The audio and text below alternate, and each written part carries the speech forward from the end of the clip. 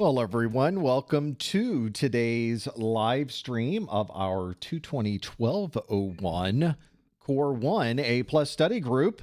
This is our pre-show. We got 10 minutes before we get started. So we are going to be checking cameras, which appear to be working. We're checking our online connection, which also appears to be working. Don't say it too loudly. Everything else is coming along. Presentation is ready, although it's on the wrong slide. There we go. Hey, chat room. Hey, everybody. Thanks for being here. Thanks for coming back on a cold February day here in the great state of Florida, where normally it's nice and warm and very relaxing, but not today. Woke up in the 20s. Now it's the 50s. Maybe it'll warm up a little bit as we go along here. We get started at the top of the hour. This is the pre-show.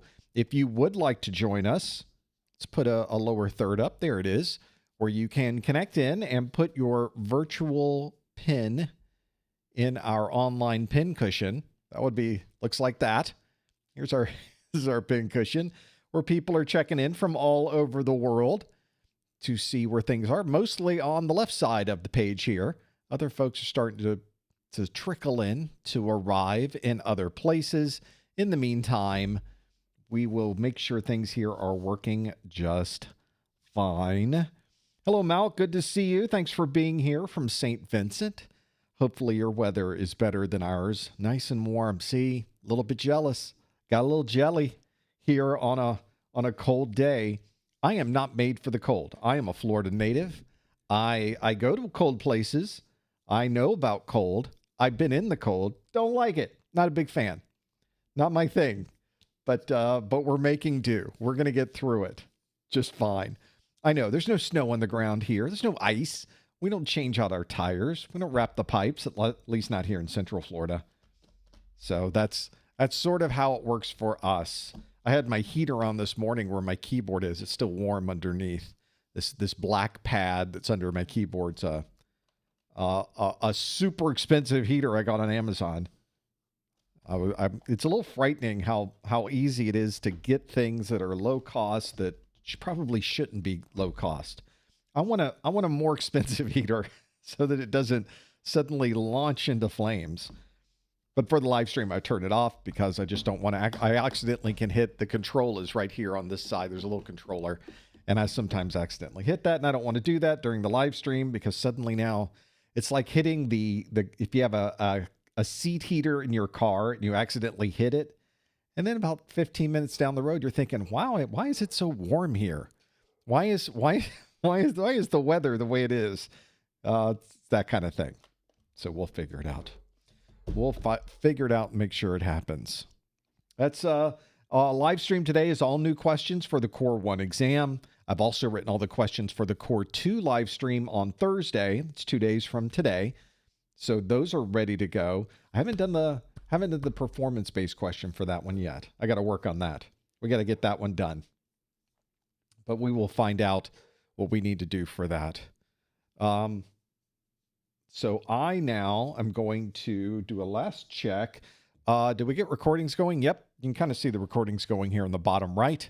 The little circular thing going there. That's my video recording. This looks good. Streaming looks really good today. Pretty happy with that. So all is good. We are really in good shape. Next thing on my list is to, we have this live stream today. I need to write my content for Thursday. And then there's other things we're working on. There's a lot of other things we're working on. It's a constant motion here for all of those things. So I guess that's a good kind of problem, right? If there wasn't anything to do, I might be in bad shape. I might not be in pretty a good condition to be in. So we will struggle through this. I've got a little more to look at. Can we bring that up? Yes, we can. Images look good. Graphics are good. Lower thirds are working. Lights are working. There's a lot to work through. I've been playing around with my camera view. I guess you can't see it.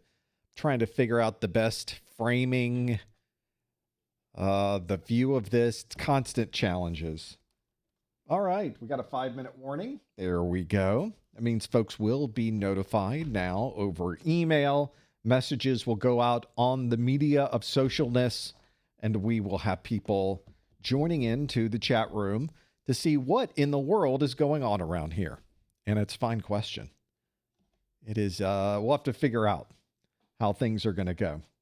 And I think you guys will do pretty good on the questions today. I try to make them moderately difficult. Our goal is to not necessarily get every question 100%, but we want to see how well we can parse these questions. We will look at strategies for taking the exam.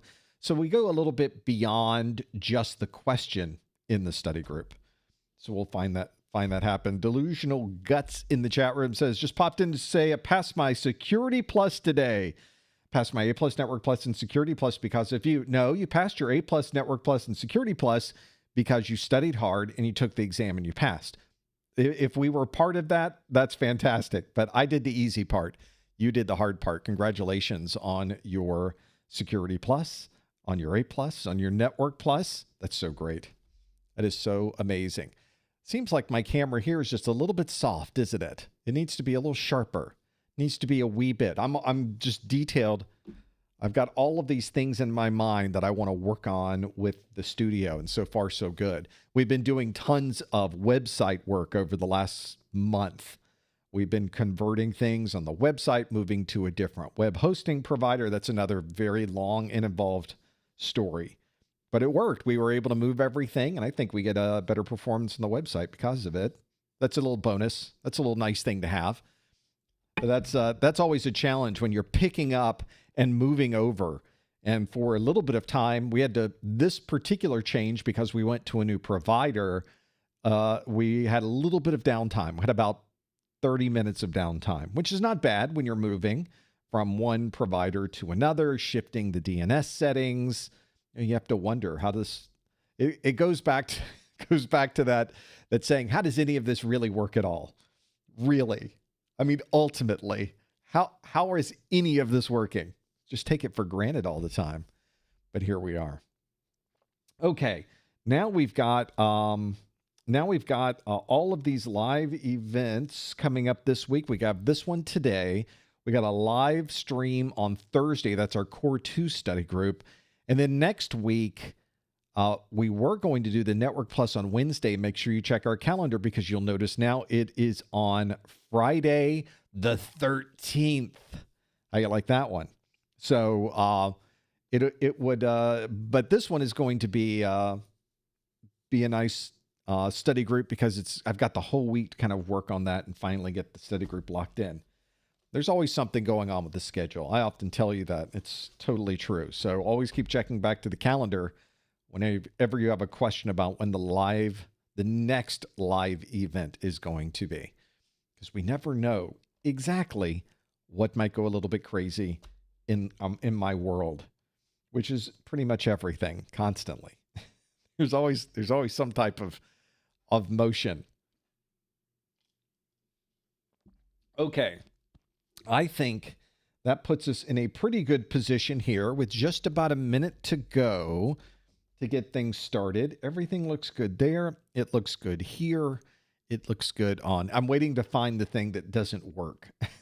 That's the challenge. Waiting for February 18th. Is that our Security Plus study group this month? I think it is. Wednesday of the week after. So that probably is the case. Haven't written any of those questions yet. That'd give me something to do over the weekend. Looking forward to that. Okay. I think, do we have this? I was playing around with the camera that you don't see now. It's this camera. I was playing around with this camera earlier. Of course, I got to poke at it. This is not the day where I really was going to poke at it, but I had to make some quick changes on this one. I think it turned out okay. I think we're all right. So far, so good. And I was having it sort of blank out while I was working on it. I may have had a loose connection, so I think I tightened it up. I think we're okay, but we will find out here as we get going through this. It is the top of the hour. Let's bring up our Keynote. Let's look for a green light on the, oh, look, there's a new version of Keynote. That's always a good sign, right? And now it's completely different. So great. Thanks. I don't want a theme. I'm not starting anything new. There we go. Green light. Green light. Yes. It's no longer a circle. It's a square. What an upgrade. It's so that works. This works. That works. I personally think it's time for a live stream, don't you? Let's get things started. Here we go. Hello, everyone. Welcome to the February 2026 Professor Messer 220-1201. This is our Core 1 A+ study group. This is the study group where I ask you questions that come directly from the CompTIA exam objectives. We get to see just how well you might know some of this content. If you are here live, you can participate along with us. We would love you to. You need to pop open a new browser window and head over to my favorite link right here on the Vevox app. This is the link that will help you be able to answer the questions that we bring up during this live stream today. Makes it so much easier. So all you have to do is pop open a new browser window, head over to our link that we have right here, professormesser.com/QA, and you will be able to answer those questions. In fact, I have a question for you that is a question from a previous study group. So for those of you that have been studying for us last month, I believe this one is from last month. So this might be a good one to be able to remember what was that answer in our study group from last month. The question is here, but as a reminder, of course, please, our number one rule for the live streams, please no answers in the chat room. Please no hints in the chat room. We will instead work our way through online using the links on your screen. This question states, when a user is printing a report, they're not able to see the printer tray holding the paper they need. Which of the following would be the most likely reason for this issue? Would it be a paper jam, out of toner or ink, an empty printer tray, the printer's not powered on, or it's an incorrect printer driver? It's got to be one of those, of course. You need to go to the link on your screen, professormesser.com/QA, lock in your answer, and we will come back to this question in just a bit. This is a live stream where a lot of what we do today is thanks to you. We have a lot of things that we go through on this live stream. So make sure you are tuned in to what we are doing today using the links that we provided you earlier. I also want you to keep in mind that we will be also going through the process of posting and updating you on our social media sites. And I would love it if you also checked out our social media sites. You can find them by typing in professormesser.com/ the name of the place you would like to find us at. So it might be /YouTube, /X, /Instagram, /Discord, /LinkedIn, /Facebook. You get the idea.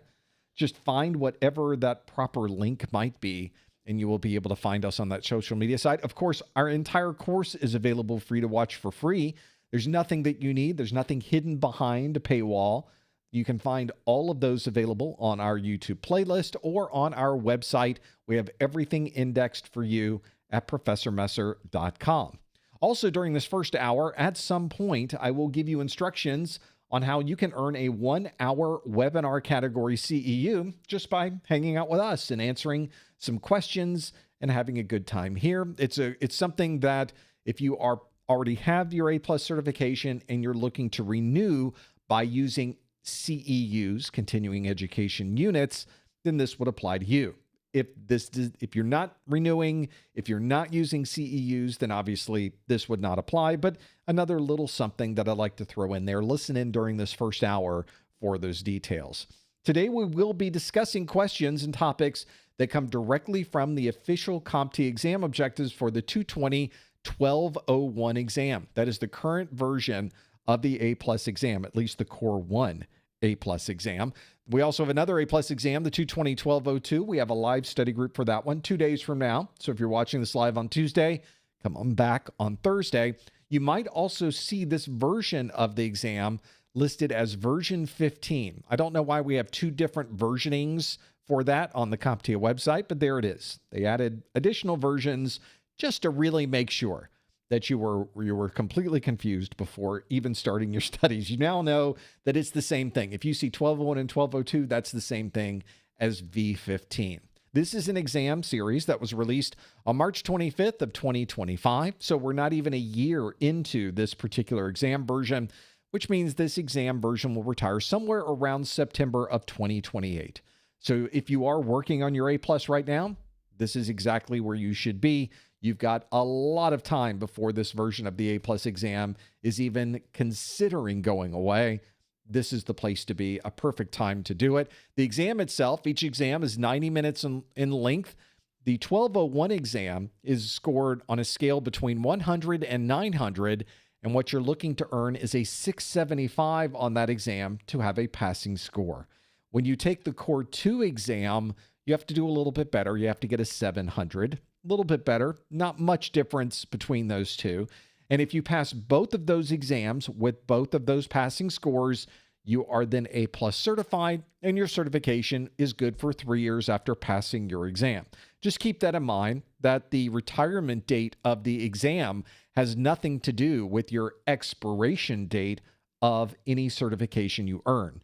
As I like to say, it really doesn't matter how often they update the questions. Once you are certified, doesn't matter. They can update those questions every day, I guess, if they want to. Please don't do that. Please don't do that, CompTIA. That'll be a lot of work for me. Somewhere in this list of things, you will notice about a day after we are done that our A+ exam study group content, the content that we put and the description that we put in our video on YouTube will be updated with timestamps showing exactly when these different things are happening in this live stream. It's just a quick way for you to find out what's going on.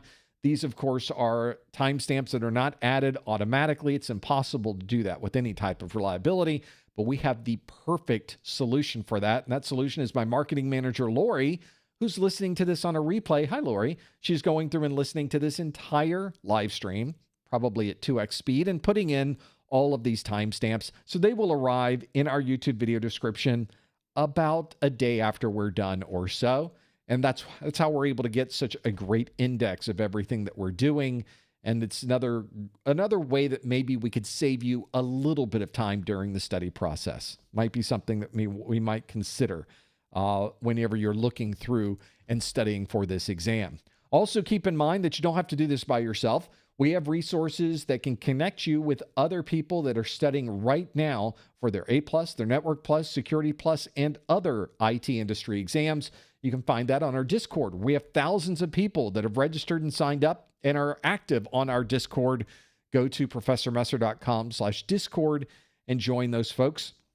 Not only do we have our chat rooms, but we also have a dynamic sharing room. You can click a button and open up a study room that you control. You can stream audio and video. You can ask questions of people in that room. You can manage the room. You can lock it down. You can invite people. You can boot people out. It's your room to do as you wish.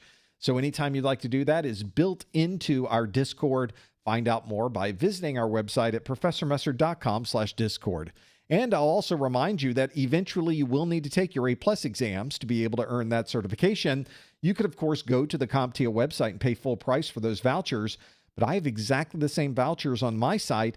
And if you are in U.S. or Canada or U.S. territory, those voucher prices are already discounted on my site. So you can save a few bucks right off the top by visiting professormesser.com/vouchers. Not only do you get your voucher for less, you also get something that you can't get anywhere else, and that's my Exam Hacks ebook. I wrote a quick ebook that shows you a number of different things that might help you not only during the study process, but I give you some strategies you can use during the exam itself that might actually get you a few extra points. That is something included free whenever you purchase a voucher from my site. You can't buy that separately. You only get that with the purchase of a voucher or the purchase of one of our success bundles. Find out more. Go to our website, professormesser.com/vouchers. So let's see what you answered with this question. The question we posed to you earlier was this one that said, when a user is printing a report, they're not able to see the printer tray holding the paper they need. Which of the following would be the most likely reason for this issue? Would it be a paper jam? You are out of toner or ink. It's an empty printer tray. The printer is not powered on, or it is an incorrect printer driver. Well, what did you choose? Let's close our poll and see how you did. We have not a majority, but pretty close to it. 48% of you say the answer is an incorrect printer driver. A third of you, 33%, said it is an empty printer tray. 13% said the printer is not powered on. 5% said it's a paper jam. And then 0% of you said it is out of toner or out of ink. Whenever you're trying to print something, that box pops up on your screen and it gives you options as to what you can choose for the particular printer that you are printing to. So you can change the type of resolution, the type of colors that you use. You can change what printer tray it's going to. And if you don't see something that really exists in true life, you don't see the printer tray, you see a number of printer trays on the printer, but only one printer tray is listed on your screen, that's a bit of a challenge. These printers often have multiple printer trays in them.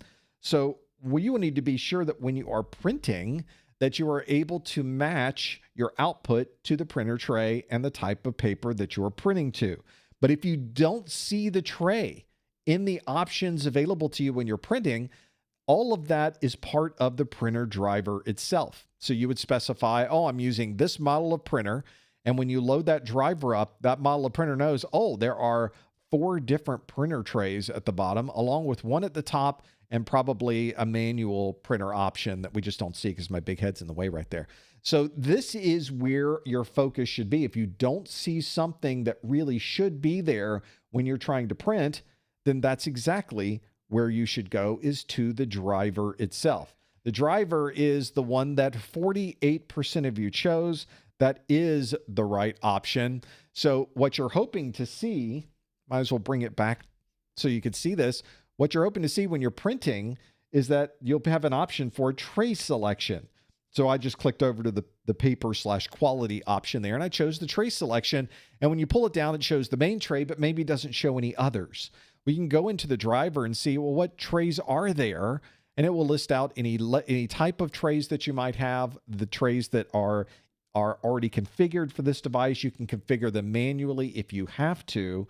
If there is a problem, it is most likely associated with this driver because we haven't even printed anything yet. We haven't even sent a print job. So any of the troubleshooting that we do is probably going to be on this local machine, not on the printer itself.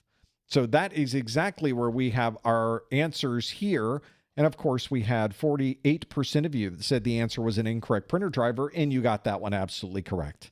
Would not be an empty printer tray, although obviously you want paper in the tray. Even if the tray is empty, however, you would still have the option to print to it. Now, once you sent that job to the printer, it would not be able to print that job until you put paper in that tray, but it wouldn't simply make the tray invisible on your desktop. So that would not be the answer we're looking for. Printer's not powered on. Another example, it might even show in the printer driver as you're trying to print, this printer is not turned on, or we're not able to communicate to that printer, but it would still allow you to print to the printer, and it would still show you all of the trays that would normally be on that particular printer, even if it wasn't powered on. 5% of you said a paper jam. Similar scenario. Our issue is on this local computer, has nothing to do with what's happening on the printer at that time. Even if there was a printer jam, we would still be able to see all of the trays on that printer. And the same thing applies if it's out of toner, out of ink, if it doesn't have some type of resource that it needs to be able to complete this printing process, it would still show you what trays were available. So this particular question has the answer of an incorrect printer driver. That is the problem that we were having. And 48% of you got that one absolutely right. Well done. Well, that was our rewind question. That gives you a chance to understand the process for answering questions online. And it also maybe reminds you of some topics we covered in our last study group. But as many of you know, our first new question of a study group is not a previous question. In fact, all of the questions we have going forward today are absolutely brand new. You haven't seen these before. And I like to start our first new question of the study group with what CompTIA calls a performance-based question. A PBQ. Performance-based questions are questions that are effectively anything but multiple choice. So the question that we just had was a multiple choice question. There was a question and there were multiple options to choose from, even if you didn't know what the answer really was, you had a 20% chance of guessing this one right. So that is a very good example of how you could get questions right. You could get some points even if you didn't actually know the answer. Well, CompTIA doesn't want to make it that easy for you. So the first handful of questions you get on your exam are questions that are not multiple choice. They could be fill in the blank. They could put you at a command prompt. There could be a matching question. It could be a drag and drop question. It's just a different way to ask the question using the same exam objectives that you've already studied. As I like to say, as long as you know the exam objectives, you've studied every single one of those bullets from your official CompTIA exam objectives, then you're probably going to work just fine through these questions. At that point, it doesn't matter how they ask the question. You will already know what the answer is going to be. So I have for you a brand new performance-based question. Again, remember that we are answering these questions online in the link that I'm about to give you. Please do not put any answers in the chat room. Please do not put any hints into the chat room. Our question today is about port numbers. Of course it is. And I have for you a list of different circumstances, scenarios, and tasks that have something to do with a particular protocol and a particular port number. And so I would like you to list, this is kind of a fill in the blank, which quite honestly, you really don't get fill in the blank questions on your A+. But I wanted to make this a little bit harder than simply dragging and dropping or choosing from a list. So I gave you a number of different scenarios, and I want you to tell me what these different scenarios might be related to, which protocols are related to these, and what port number is related to these. And I put an example at the very top. The very first one says, browse web server pages over an encrypted connection. Well, that is the HTTPS protocol, and it is using port number 443. Can't really see that because my head's in the way. But there is a title there that says protocol and port number, just so you know I did set up some columns for this. I just ran out of space on the screen.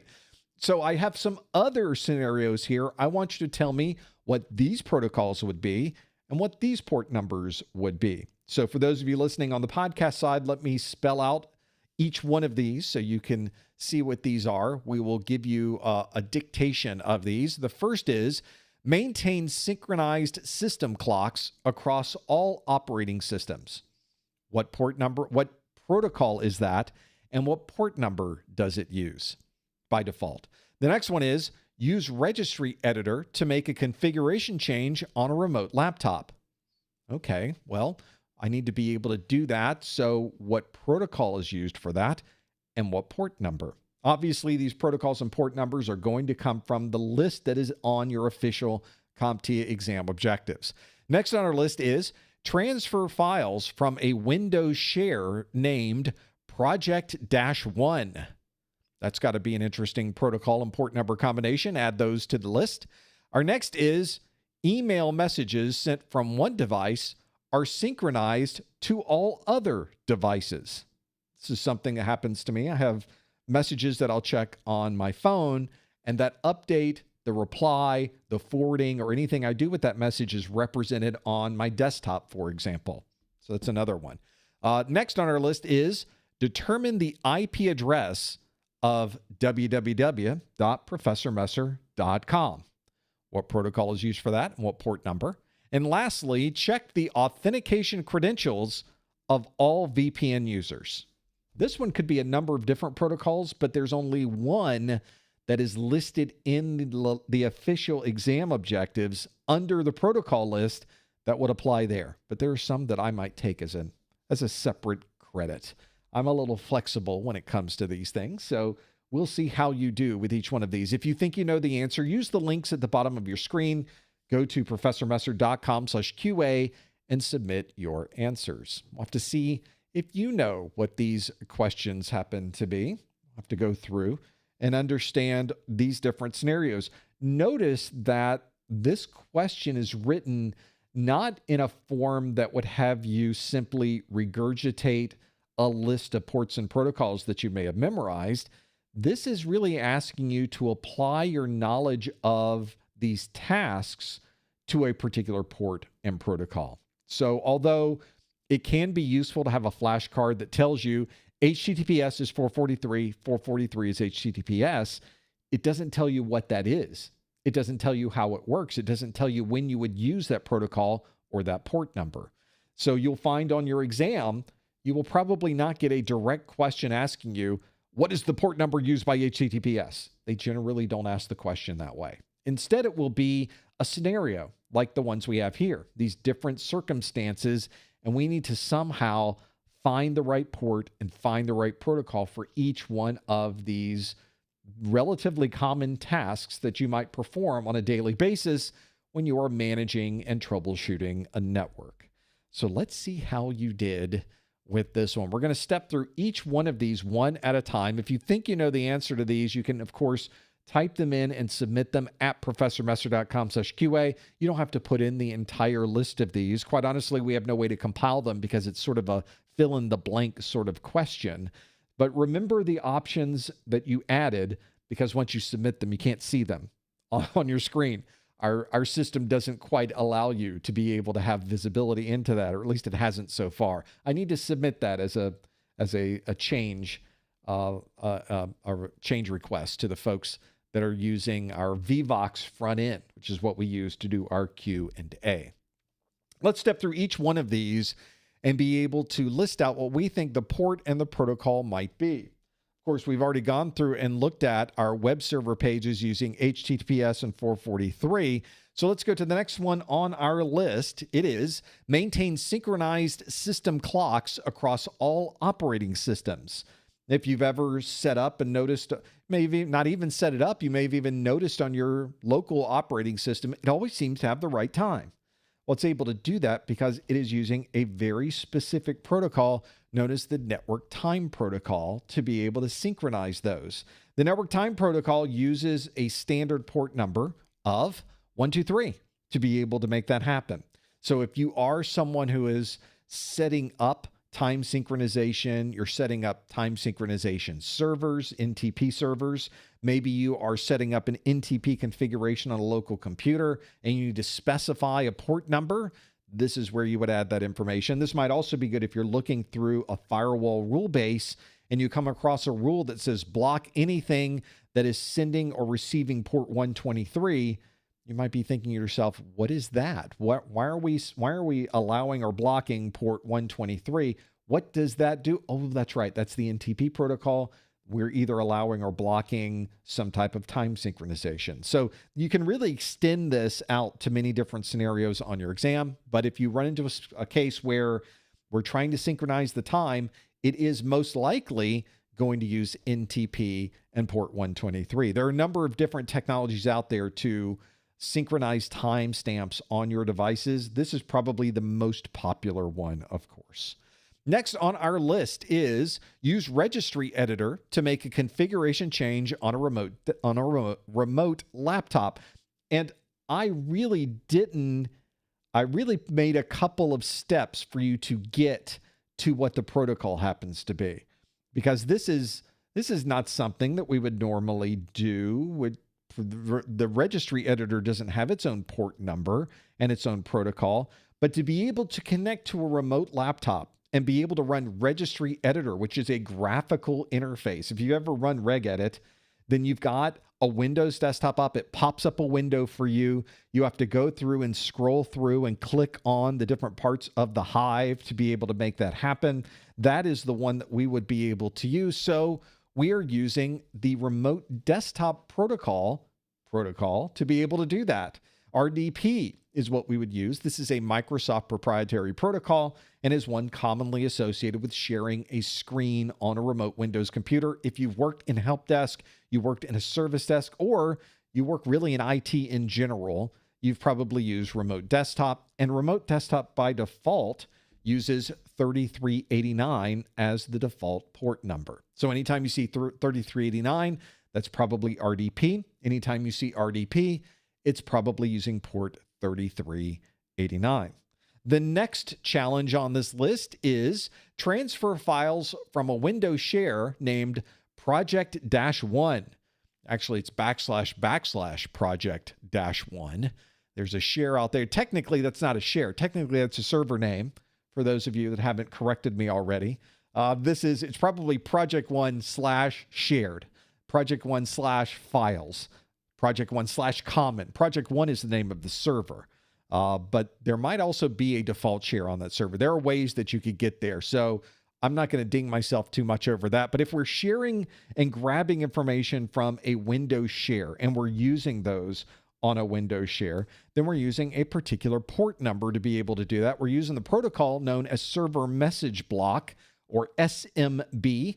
SMB is the protocol that Windows commonly uses to transfer files, transfer printer jobs. There's a lot of other utility functions that are used in the Windows operating system. This is effectively the option to be able to make all of that work. So SMB is what we would use there. And the default port number for SMB, at least these days, is port number 445. Now, if you're back in the year 2000 and you're using an Windows 2000, Windows NT, it may not be using SMB over port 445. It may be using SMB that is encapsulated in a NetBIOS datagram that is then encapsulated in IP and sent over the network. That's a lot. That's a lot to have to work through.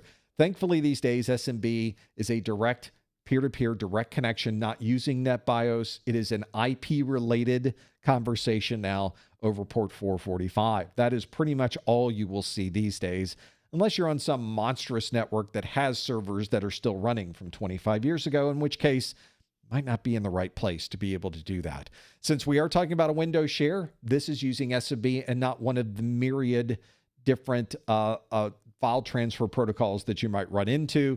Very specific. It's on a Windows share. We have to access that share. There's a default protocol for that. It's almost always going to be SMB for that. Next on our list is email messages sent from one device are synchronized to all other devices. I mentioned earlier, this happens to me. If I answer a mail message on my phone while I'm out, I forward an email, I reply to an email, even though I didn't forward that email or reply to that email on my desktop, when I come back to the studio and open up my local email client, all of those changes are suddenly in there. It knows that I replied to it. It knows that I did all of those things. So it is able to effectively keep everything synchronized, that when I go from device to device to device, that there's not going to be something that it looks a little bit different from one email client to the other.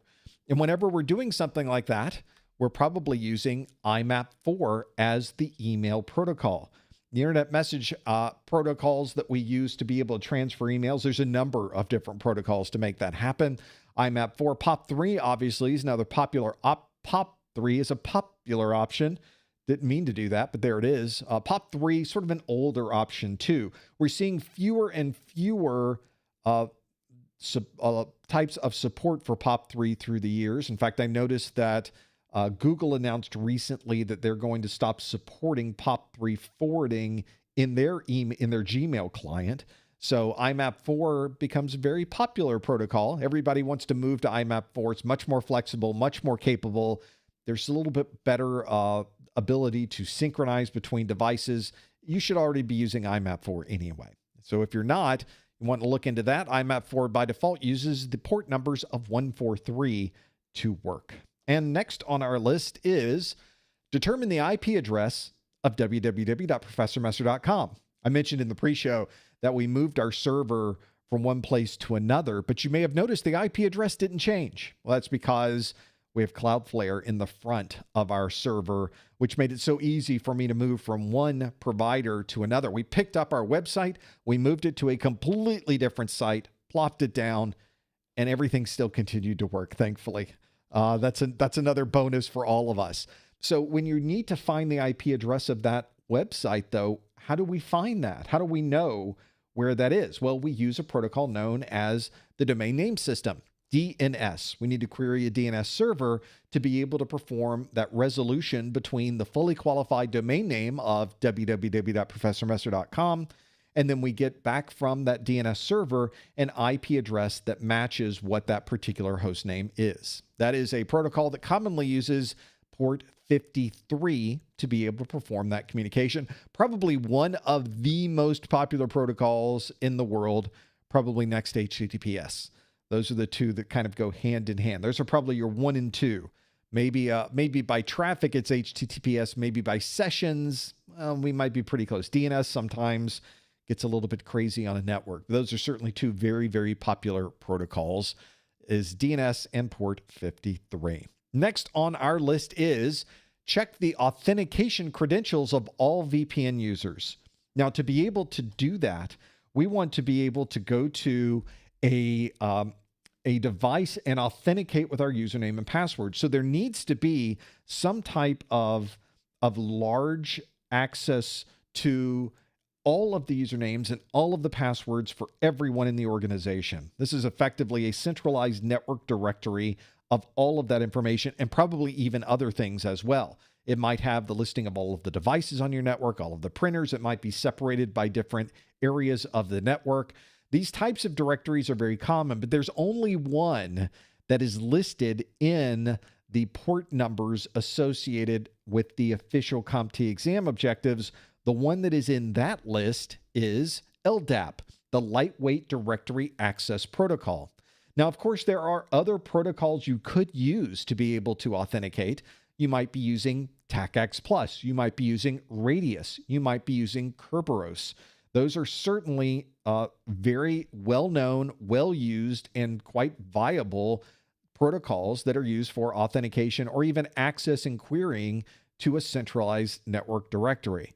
But the only one listed in our list of port numbers you need to know is LDAP. So that's why LDAP is the one I chose. But if you in your mind happen to think, well, I'm going to use Radius, or I'm going to use Kerberos, or I'm going to use TACAX, I'll give you credit for that one. Although the port number for any of those is not in our primary list in the A+ exam. They did make it a little bit easier for us to memorize things in this latest version. So LDAP by default uses port 389. I often remember this. If you can remember that remote desktop is 3389, it's a little bit easier to remember that LDAP, just take a 3 right off the top. It's 389. Or maybe do it vice versa. Maybe you're very LDAP knowledgeable and you know LDAP is 389 and somebody says, let's do a remote desktop session, add another 3 to the beginning of that. So another way you might be able to memorize those things. That is our list. Maintaining synchronized clocks across all operating systems uses the network time protocol on port 123. Using a registry editor to make a configuration change on a remote desktop requires us to view that remote desktop on, or that desktop on that remote device using the remote desktop protocol, how aptly named, using port 3389. Transferring files in Windows, printing in Windows, accessing a share in Windows, uses SMB, server message block. By default, that will use port 445. You have email messages sent from one device are synchronized on all other devices. IMAP4 does that quite well, and it uses port 143 to make that happen. Determining the IP address of www.professormesser.com uses DNS, the domain name system, and it accesses a server over port 53. And lastly, checking the authentication credentials of a VPN user is probably using a protocol such as LDAP, and the default protocol port number for LDAP is port 389. Ooh, those are a lot. And interestingly enough, we are only scratching the surface of the protocols you need to know. There's probably another set of these, another 6 or 7 that you need to know. If you're wondering, what are the port numbers I need to know? Where's the list? It's in the official exam objectives. Later on at the end of this hour, I'll give you information on how you can get your hands on that list of objectives, because they used to be in one place on the CompTIA website. Now they're at a different place on the CompTIA website. I'll show you exactly where that is and how you can easily find it. We'll look at that later on in the study group. You did great on this performance-based question. Thanks for hanging in there. Thanks for answering our performance-based question. Let's now shift back to a multiple choice question and see how you do with this one. The question asks, a technician has connected a tone generator to a user's network cable. Which of the following should be used on the other end of the cable? Should it be a modular connector, a punch-down block, a loopback plug, a port mirror, or an inductive probe?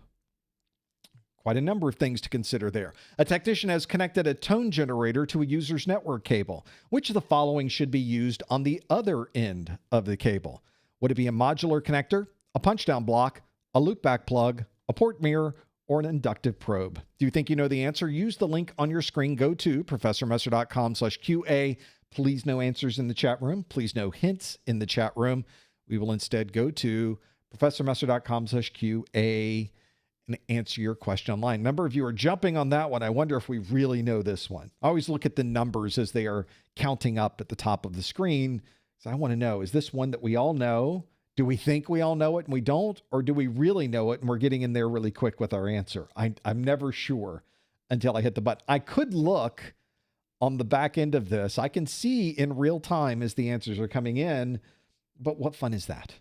So that's something we might want to think about for trying to figure out what the detailed answer is for this one. You know, a lot of these answers are things that could be used on the end of that cable, but only one is going to answer this question. So another thing that you might consider as you're going through this list of things. Hopefully this is something you're familiar with. All of these are pieces of hardware. They are types of devices. They're a physical thing that you would plug in most cases. Not always. Some of these are not, but at least gives you something to think about when it comes to the tools that you use on your network. It's important if you have a tool bag, you need to know what the right tools are for the particular job that you have. A hammer isn't going to fix everything. Duct tape might fix everything, but it's still, you need to know these things. Let's see how you did with this. The question asks, a technician has connected a tone generator to a user's network cable. Which of the following should be used on the other end of the cable? Would it be modular connector, punch-down block, loopback plug, port mirror, or inductive probe? We're closing our poll. Let's see how you did with this question. 55% of you say the answer is inductive probe. 24%, almost a quarter of you, say the answer is a loopback plug. 12% say it's a modular connector. 8% said punch-down block. And only 1% of you said port mirror. We got pretty good answers here for the top three, all with double digits. Only one of them is going to be the right answer. If we're using a tone generator, then we're probably using that in conjunction with an inductive probe. This is how we would trace a wire through everything that we are using. The wires that we use are, if you're at a person's desk, there's only one wire. It's very easy to find that wire at the person's desk. But if you were to trace that wire all the way back to the closet or back to the data center where all of those wires go, there probably is a large group, hundreds or thousands of cables coming through the ceiling and usually being punched down to a punch-down block. Well, the one wire at the user's workstation, how am I supposed to find the end when there are thousands of wires in this room? Well, you use these tools. You use a tone generator, which puts a tone on the wire itself. It puts a sound, an analog signal on that wire. Now, it's interesting that we put that on the wire. You obviously can't hear it when it's on the wire. It's electrical, so it's not something that the human ears can use. But if you add an inductive probe, this is a probe that's able to listen in or grab that signal off the wire without physically touching the wire itself. It's inductive. It's able to look at the signal that is leaking out of that cable, and it's able to amplify that. There's usually a speaker on the probe that allows you to hear it. So now you can just simply take that probe and move it around to the different wires, and when you find the right wire, your inductive probe suddenly starts beeping, and you know you found the wire that has the tone generator on the other side. Very quick way to do this. You can't always trace a wire back. You can't always have somebody tug on one side and hopefully you can feel the tug on the other. Doesn't always work that way. Sometimes you need a little bit more to help you when you're trying to hunt down these cables. And this is a nice pair to have. These are relatively inexpensive as well. If you don't have a tone generator and an inductive probe, they're usually sold as a pair. Then something you might want to invest in, especially if you're doing a lot with cabling, trying to find the right wire. You're never quite sure where the wires are. This is an undeniable way to hunt those down. The tone generator and the probe, if you watch the video on this, This is in our video for in section 2.8. The name of the video is Network Tools, that I demonstrate the tone generator functionality right here, where I have a bunch of wires. I've plugged one of them into the tone generator, and I use the probe to go to each one, and you really get to hear everything happening in that video. We do a lot of demonstrations in our video, not just of physical devices, but quite a lot of demonstrations on the different software that you would use, all in these videos throughout our entire course. So inductive probe is the right answer. 55% of you got that one right. Well done on that. We've got other answers that came in. The loopback plug was 24% of you. A loopback plug is not commonly used in conjunction with a tone generator. We don't need to loop back the tone back to the generator. That's not why we're using the tone generator to begin with. But if you need to test the a particular interface, for example, maybe there's an interface on your router and you're concerned that interface, the hardware itself, might be bad, you can attach a loopback plug to that interface, and you can put the router into a diagnostic mode that will send data out of that interface and then measure any data coming back into that interface. The loopback plug is essentially taking the wire and bringing it right back into the device. You're looping back the interface on that device. So if we are able to send 100 packets and we receive 100 packets and they're all normal, they look exactly what we sent, then everything's working fine for that interface. But if we send out 100 packets and we get 45 packets back, we might have some type of problem either with the interface itself or sometimes with the loopback plug itself, I guess. If we wanted to really be specific about narrowing it down, very often, though, it is the interface that's causing our problem. So in this case, working with a tone generator would not be the loopback plug. Loopback plugs work on their own by themselves. You don't have to have a tone generator, an inductive probe, or anything else. A modular connector often will need a modular connector at the end of a cable to plug it into an Ethernet adapter. That wasn't our question. Our question was about what we put on the other end of a cable that has tone generator on one end and what is put on the other.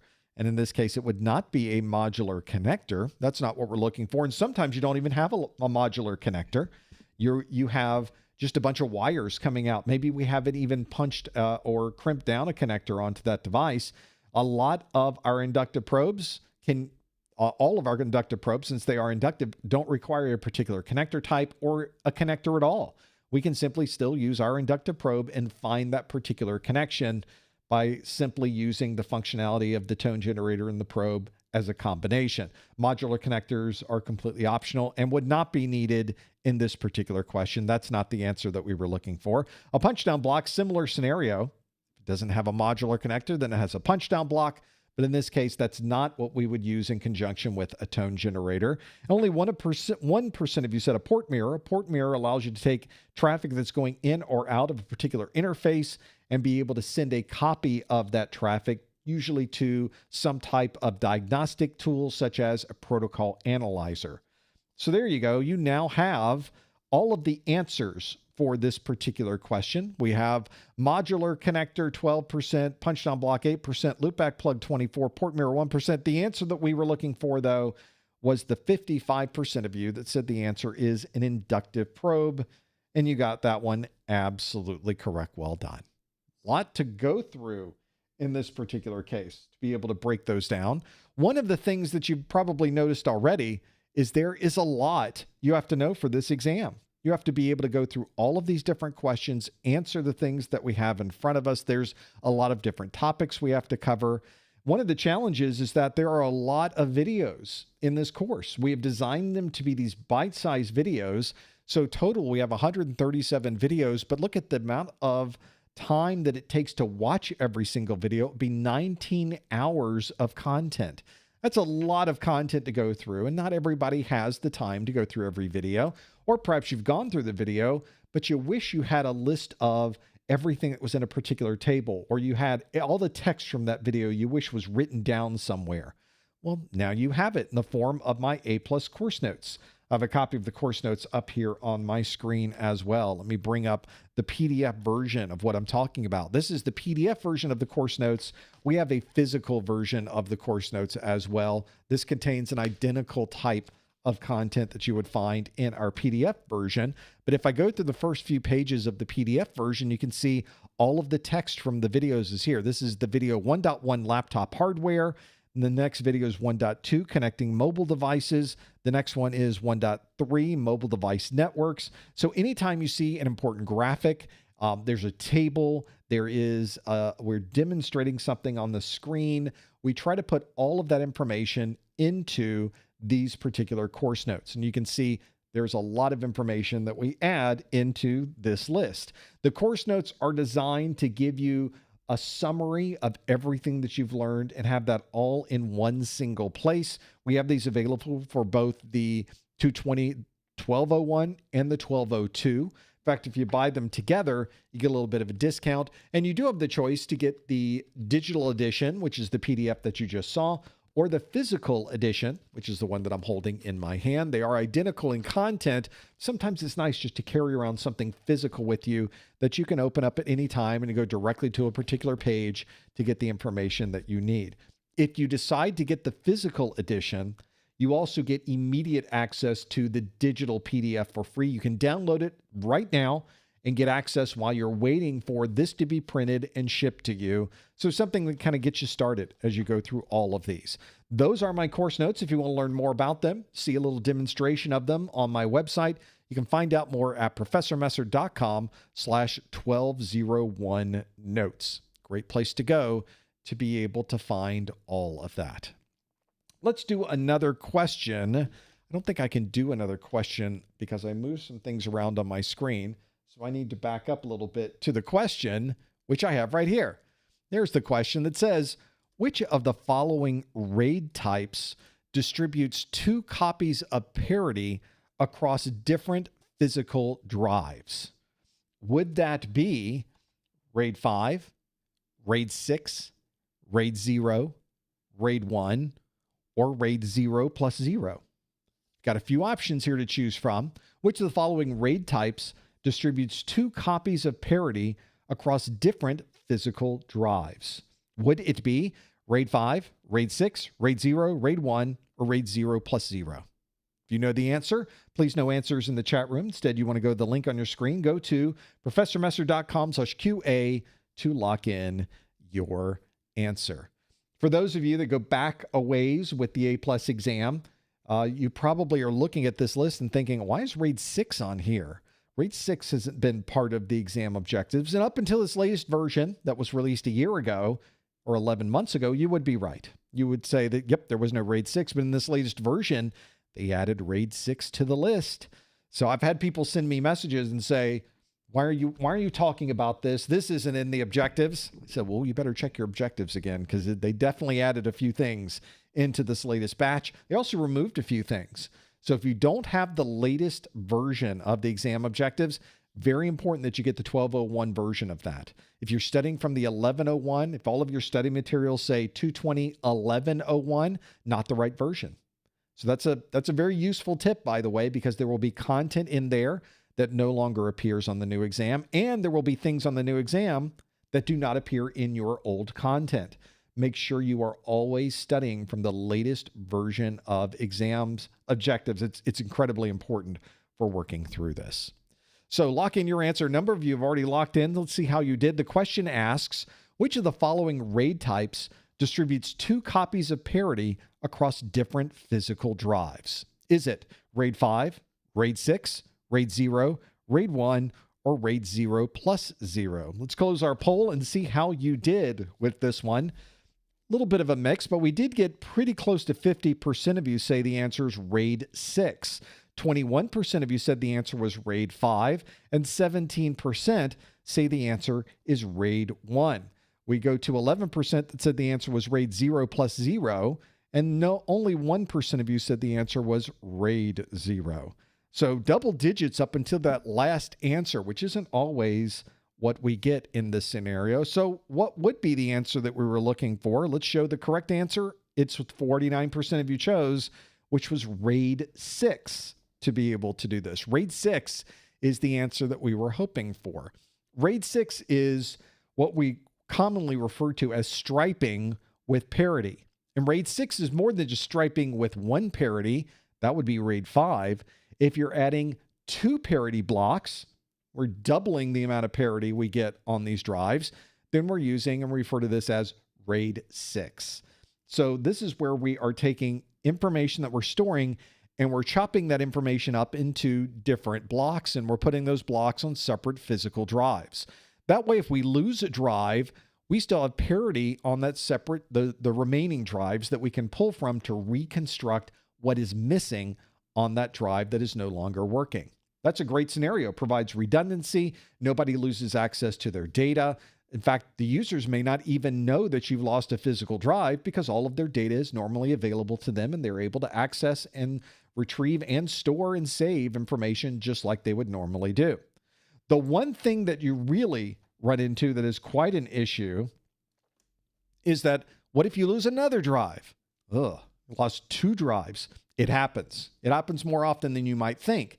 And because of that, we need to find a way to be able to still keep up and running, remain available with the data, make it so that the users still have no idea that anything bad happened. And if that's the case, then you can see here that we have an extra bit of parity. And because of that, we are running RAID 6, not some other kind of RAID that we might be using. So we can lose 2 drives, data is still working, everything works perfectly. It requires that we have an additional drive there for our parity data. So we're not really adding more capacity by adding an additional drive, but we are adding redundancy by adding that additional drive and keeping everything up and running. And often that is our primary goal on an enterprise network, is to maintain uptime and availability for everybody running on that network. RAID 6 is a drive array with 2 sets of parity. And since we are here talking about 2 copies of parity, that is absolutely a RAID 6 configuration. As we've already mentioned, RAID 5 is a single copy of parity, not quite what we were asking in this scenario. So the 21% of you that chose RAID 5 were close, but not quite there. 17% of you said RAID 1. RAID 1 is what we refer to as mirroring, which means that you might have in a mirrored array 2 drives. One drive that has all of your data and another drive that has an exact duplicate of that other drive. That's a pretty easy thing to consider. It's almost like a backup of that data. It's not a backup because it's a RAID array, but it is a duplicate of data. That way, if you lose a physical drive, you've still got another physical drive there that has an exact duplicate of all of the data that you've been using. That is an exact duplicate. It is not parity. So RAID 1 would not be our example. With RAID 0, there's no parity and no mirroring. RAID 0 is the same as 0 redundancy. It's also called striping. If you have multiple drives, it might improve performance for reading and writing from those drives, but it does not add any type of redundancy. So we don't even have redundancy. We certainly don't have parity, and we really don't have 2 copies of parity, so it would not be RAID 0. And the last one is RAID 0 plus 0. We have no parity and even more no parity. We have no mirroring and even one more no mirroring. There's just RAID 0 plus 0 is a RAID standard I just made up, sort of. It's not one that's in your list. It is definitely a RAID type that is not found in the world, so would not be RAID 0 plus 0. The answer here, the only one that describes a drive array that has 2 copies of parity, would be RAID 6, and 49% of you got that one absolutely right. Well done. If you're watching this video for continuing education unit credit, I would like to send you an email that certifies that you were here for a 1-hour webinar. You can use that email to be able to add up additional CEUs that you can then use for renewal of your certification. You might not be collecting CEUs. I realize a lot of you are probably using CertMaster CE or some other type of renewal process. But if you are collecting CEUs and you'd like to use this time to be able to obtain a continuing education unit credit, all you have to do is follow these instructions. You must follow these instructions to earn the CEU, and you can earn the CEU whether you are watching this live or whether you're watching it on a replay or on demand. The way that you would earn that CEU is to go to the top or the bottom of the Professor Messer website and click the Contact Us link. In that Contact Us link, you want to be able to put in your name, your email address, In the subject line, please put February 2026 Core 1. And in the body of the message, put the super secret code words of the month, which are RAID 6, RAID 0. Those are your super secret code words of the month. You can then also put any other text you would like into that message. I do read through every single one of these. Submit that, goes into my queue, and then in about a week or so, I reply to you with a digitally signed email that certifies that you were here for a 1-hour webinar category CEU. That process again, listen closely, go to the top or the bottom of the Professor Messer website, click the Contact Us link, put in your name, your email address, in the subject line, please put February 2026 Core 2, or something close to it so I know where this came from. And in the body of the message, this is the important part, have the super secret code words of this month, which are RAID 6, RAID 0. Need both of those in there. Submit that to me. I'll take it from there. Just look out over the next week for an email from me. That email itself is your certification that you are here for that 1-hour webinar category CEU. Good way to do it. We do have some time to maybe fit in a couple more questions. So let's squeeze in a couple more before we hit the top of the hour, shall we? Next question on our list is this one that asks, a technician is installing virtualization software on a server with no existing operating system.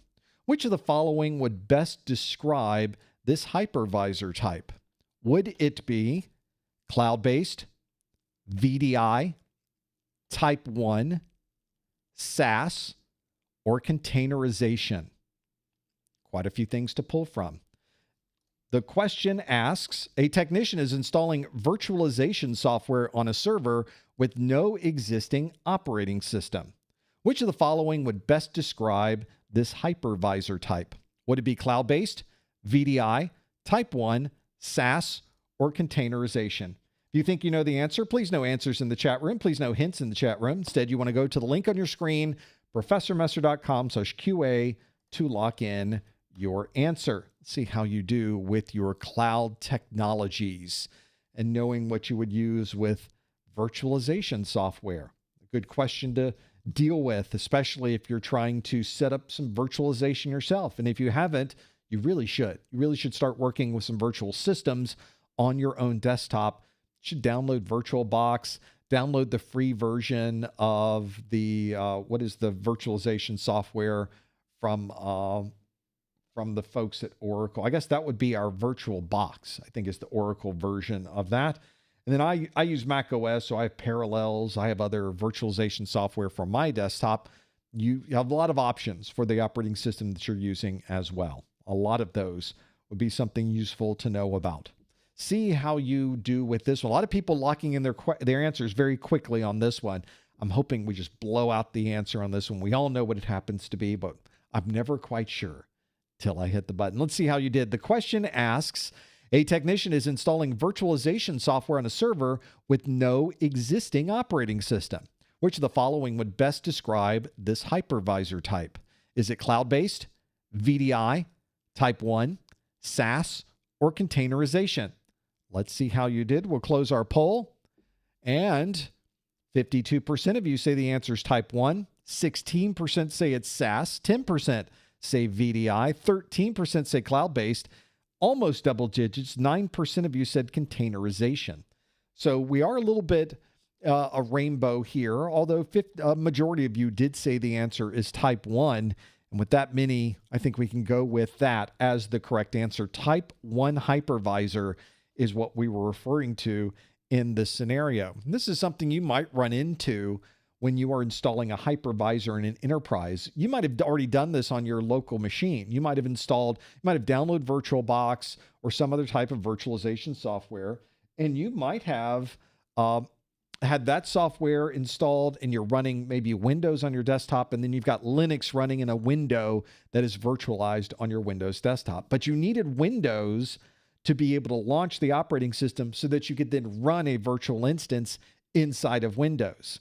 This is not the same thing. In this case, we're installing the virtualization software on a device that has no operating system. We refer to this as a bare metal installation.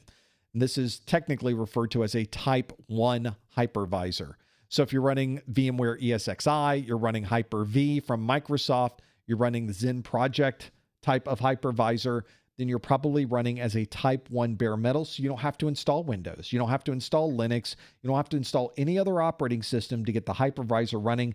The hypervisor itself is its own operating system. Makes it very easy for installing and getting these systems up and running. If you're running Windows and you're just trying to get a Linux box running inside of your Windows desktop, that is a type 2 hypervisor, a hosted hypervisor, where you are running Mac OS and then you're running Windows as a virtual system inside of Mac OS. There's a good example. That's what I do on my Mac OS system whenever I want to run the Windows OS. In fact, if you're watching a Windows demonstration in this course, all of that is on a Mac OS device, and all the windows that you are seeing are virtualized version of the Windows operating system. Very common way to do it. That is the answer that we were hoping for. Type 1, and 52% of you got that one absolutely correct. We had 16% of you said the answer is software as a service, which describes a way to deploy applications in a cloud-based environment. Those applications don't necessarily have to be running on a virtualized environment. So although software as a service is a popular form of cloud-based applications, it does not describe a server with no existing operating system. So SaaS is not the answer that we were looking for when we are describing the hypervisor on that system. 13% of you say the answer is cloud-based. Again, a virtualization software running on a server could be a server that's sitting in front of us. It could be a real live physical server that's got a CPU, it's got a storage drive, and it has $1 million of RAM inside of it, apparently. So there's your physical device, and you are running all of your software on that physical device. That's not cloud-based, but it does describe installing virtualization software with no existing OS. And that is the hypervisor that we're using. It's not cloud-based. It's not in the cloud. We have 10% of you that said VDI. The virtual desktop experience environment is one where you have a centralized server that's really everyone's desktop, and they access that over what effectively is a remote desktop connection. That VDI is a popular way to deploy desktops so that you can administrate all of your desktop configurations in one central server rather than having to go out to individual users' desks to be able to manage their operating system.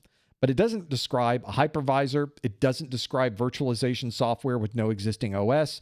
VDI is a completely different type of application, and it's not a hypervisor, so it would not apply either. And then lastly, containerization, which is a very good way to be able to have a modular form of applications running in an environment. If you're, for example, if you're accessing ProfessorMesser.com right now, you're accessing a cloud-based server and you're accessing a container on a cloud-based server. So our containerized server that we are using is one that makes it very easy to modularly move from one device, one physical device to another. So if we need to upgrade to have more capacity, if we need to downgrade to have less capacity, we can easily do that by simply taking that container and putting it on a different device or changing the number of resources available to that particular container. So there's our answer. Type 1 is the hypervisor type we were looking for, and 52% of you got that one absolutely correct. Well done. I know we're at the top of the hour, but let's see if we can squeeze in one more question, shall we? Can't we? Certainly we could. This particular question, though, we're going to take a different type of format for this question. This next question is a question that comes from my practice exams book. I wrote this book because I was looking at some of the practice exams that were freely available on the internet, and it was kind of scary. A lot of the questions were topics that were from older versions of the exam that are no longer covered in our exam. Some of these questions that we ran into on the internet had answers that were completely wrong or irrelevant to the question that was being asked, not the highest quality you would find. And when you're studying for an industry exam for information technology, you want to be sure that you're studying from materials that you can trust and materials that in some way can prepare you for the actual exam. So when I wrote my practice exams book, I made it so that it would have a similar style and a similar tone to the actual exam. And the topics in my practice exams book, every single one of these questions are written by me. So I know that they apply to the latest version of the exam because I've gone through every single question and made sure that it was up to date. And the reason you know is that right on the front, it tells you that's for the 1201 exam. So you know you're using a set of questions that has been specifically written, edited, and in some cases, I've thrown out old questions and I've rewritten brand new questions just for this book because, of course, the exams do change every 3.5 years or so. So another good example to make that happen. If we are someone who is stepping through these questions, I wanted to give you one of these questions so that you would get a feel for how this book works. So let's do that. I'm going to go to this particular page. Here we are in my practice exams book. This is a PDF, so I'm on the digital edition of that. Of course, you can get the physical printed book as well if you wanted to use this. This is question A78. This is on page 26 of my practice exams book in the very first group, practice exam A. And the question, again, please no answers in the chat room. The question asks, the installation parameters for an access point specify a configuration option for 40 megahertz. Which of the following best describes this configuration option? Is that bandwidth, channel, category, frequency, or 802.11 standard? So now we have some choices here. Now this is a PDF, which gives us a number of advantages. If we have a stylus, we can write on the screen itself. If you do not have a stylus, if you have a mouse, you can, of course, highlight things since this is a PDF, and you can pick things that you want to put on the screen. You can also freehand it if you really wanted to, I guess. But it gives you a way to start editing this. And of course, you can save this PDF and all of your annotations are saved along with it. So it's not one of these situations where, yeah, you can annotate, but as soon as you leave and come back, all your annotations are gone. That drives me crazy. So in this case, anything you write, you can save. That's an important part as far as I'm concerned when you're studying. Another important part of this is, I told you earlier, we're on page 26. But if we look at the answers, if you just want to know whether it's A, B, C, D, or E, you can go to page 31. But I like going to the detailed overview and answer page for this, which is on page 115. Now, we could scroll through the PDF. We've all done that on PDFs. But I put in hyperlinks in the PDF itself. So if you highlight the words, the details 115, and click on that, it immediately jumps you over to page 115. So you didn't have to scroll anywhere to get to these questions. It puts the same question at the top. There's a bandwidth, channel, category, frequency, or the 802.11 standard. If we're talking about a 40 megahertz option, we can see that the answer is A, bandwidth. And of course, I explained to you why that right answer is right. The problem I have with a lot of practice questions that I've run into, especially free ones on the internet, is they will sometimes tell you why a right answer is right, although sometimes it simply repeats the question back to you, which I don't find very useful. But then again, if you knew the answer and you got it right, you sort of knew why the answer was right to begin with in most cases. My challenge is when I get the answer wrong. I get the answer wrong a lot.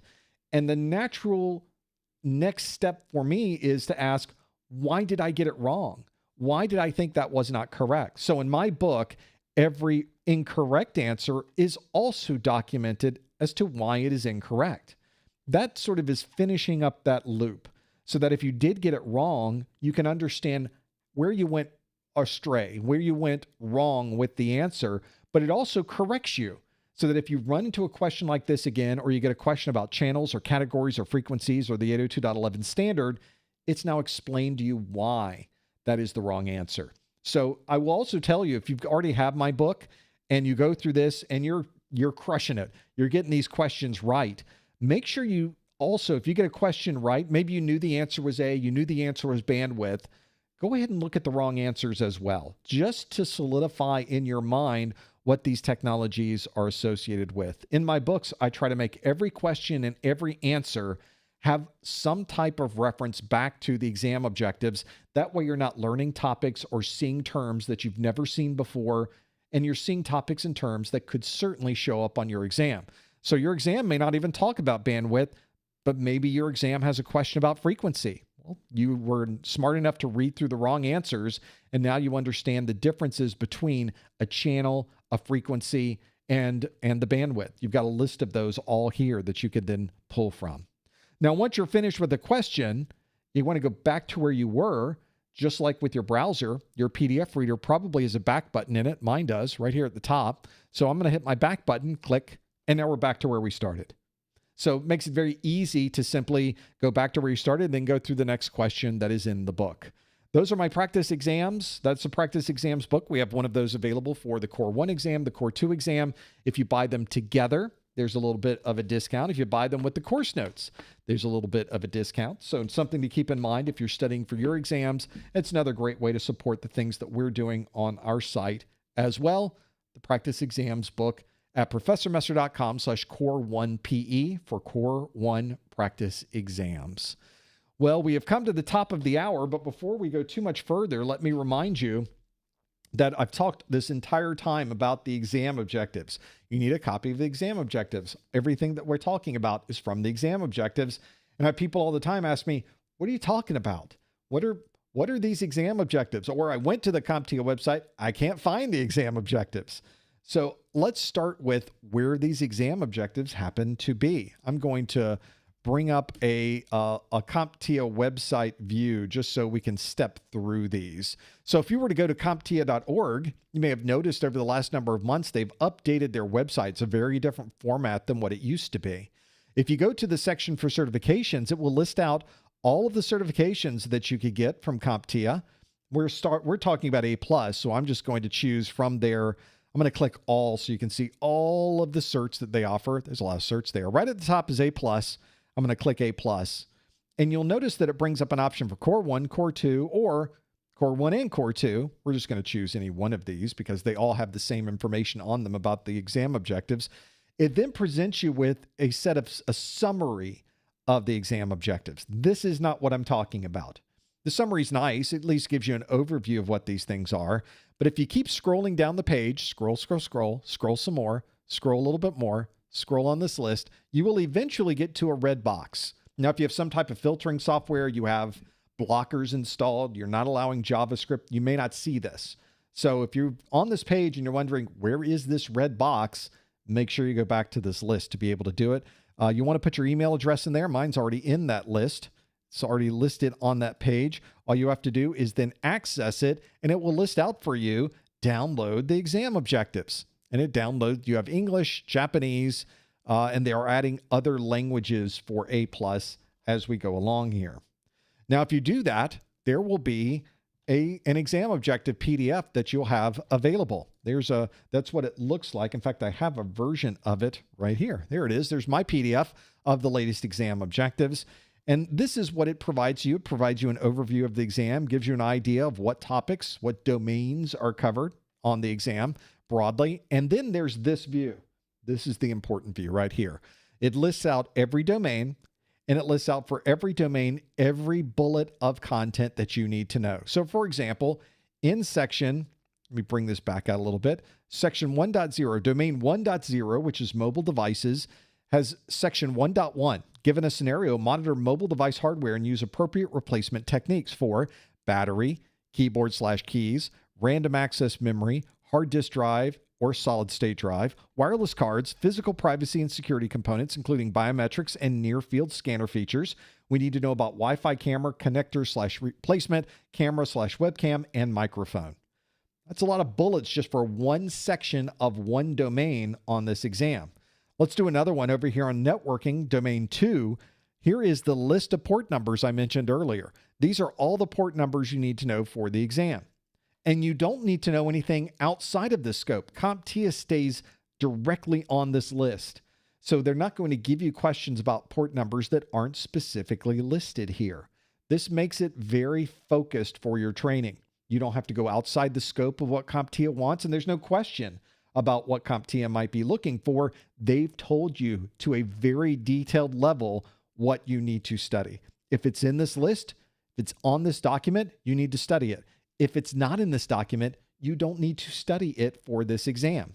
So that's an important thing to keep in mind. So if you're seeing materials from a third party and those materials are asking about something you've never seen before, and you're wondering, they didn't talk about this in the Professor Messer course, you might want to go back to the exam objectives. You may have been studying from some older content, and they may have removed that topic from the latest exam, which means you don't really need to know it. You've been wasting your time going through older content. That's another reason why you need to stick to the latest version of the exam for all of your study materials to make sure that it is following this set of exam objectives. That's incredibly important for your studies. Just another thing to think about as we go through it. We do one of these study groups every month for Core 1. We also do a Core 1 and Core 2 study group every month. We have our Core 2 study group in a couple of days on February the 5th. And if you want to come back in March, we are currently looking at doing our Core 1 study group on March the 3rd, and on Thursday, our Core 2 study group on Thursday, the 5th of March. So these are different options. If you're ever wondering when the next live event is going to be for A+, for Network Plus, for Security Plus, or anything else, you can always go to our calendar at professormesser.com/calendar and find out exactly when the next live event will be. It will always be listed there. And if I have to change any of those dates, I change it on this calendar immediately. So you know you're getting the most up-to-date view by going to professormesser.com/calendar or the calendar that is on our Discord. There's an events channel. It also has a list on our Discord for all of those as well. Nice place to go for any of those options. Well, we've got through the first hour, but we're not done yet. I've got some other things where I will get questions from you in our after show. Stick around for that. Don't go anywhere. We'll start immediately after we are done here. Don't forget about your discounted vouchers. They're available at professormesser.com/vouchers. There's something that you might be able to save a little bit of money over buying the vouchers directly on the CompTIA website. We also have our course notes and practice exams. Find out more at professormesser.com/1201success to be able to learn more about that. And of course, if you're on social media, we like to be where you are. You can find us on a number of different social media sites. Simply type in professormesser.com/ the name of the site you'd like to find us on, /Discord, /X, /YouTube, /Instagram, /LinkedIn. You get the idea. Type it in. You'll be able to find us wherever you happen to be. Well, that brings us to the end of this first hour. Stick around for our after show, which is coming up immediately after this, where you can ask me questions directly. I'm going to go through everything that you've submitted to me. We'll see what type of questions you have for this version. Thank you so much for showing up for our February Core 1 study group, and we will see you next time on the A+ study group. Thanks, everybody. Okay.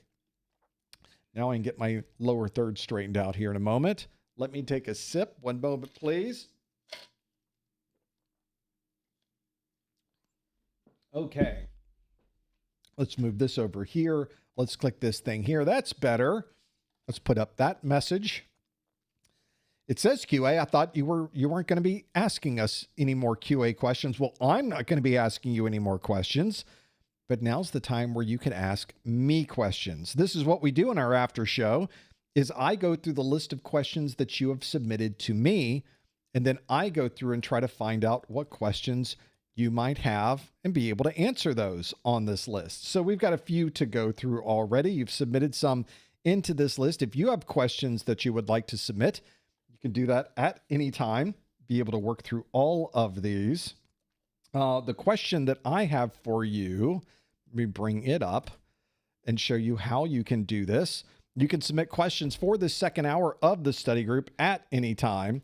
You can do this by going to professormesser.com/QA and submitting those questions. We have a lot of questions to go through already, but you can submit them at any time, and I will sift through them as we go. This is something that I tend to moderate this as we're going through these questions. So although you have submitted the question, it doesn't guarantee an answer, but I try to get through as many as possible when we are going through this list. Simply pop open a browser window, head over to professormesser.com/QA. You can submit those questions and see if there's something that's really pending in your mind. I don't tend to take questions from the chat room when we're working through these, because there does tend to be a bit of streaming happening in the chat room. It's so easy for me to miss something. So submitting them using that link on your screen is a perfect way to do it at professormesser.com/QA.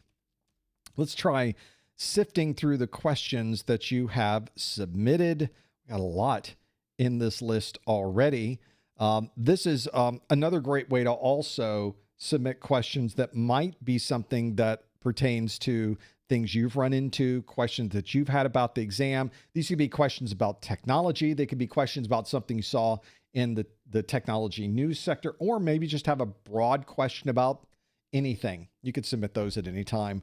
Go to professormesser.com/QA to submit those.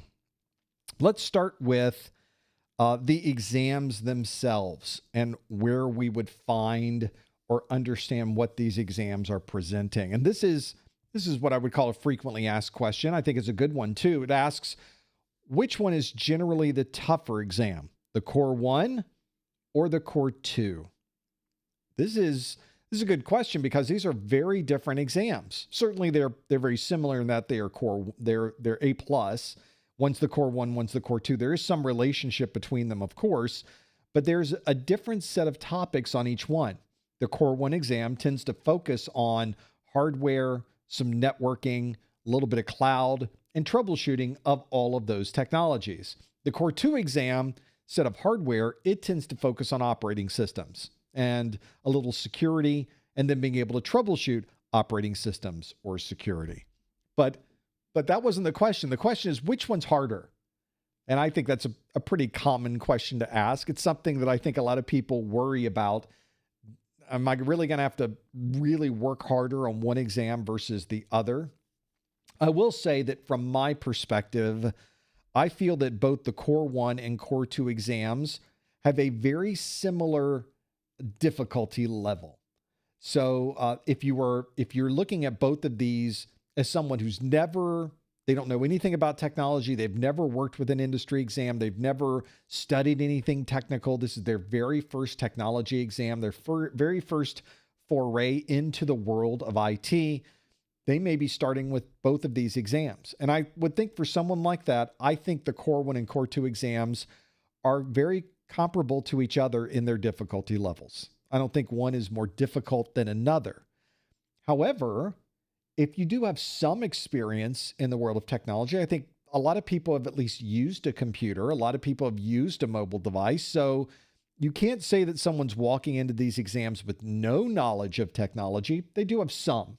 So you might find that someone who has built their own computers before, they've done their own hard drive replacements, they've swapped out adapter cards, they've upgraded or replaced the memory on their desktop or laptop computer, they might be more familiar with the topics that would show up on the Core 1 exam.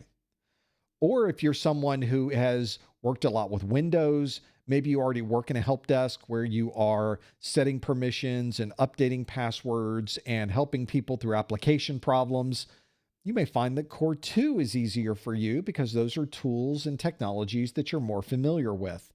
So I won't say that one exam is better or worse than another because everybody's a little bit different in what they bring to the table.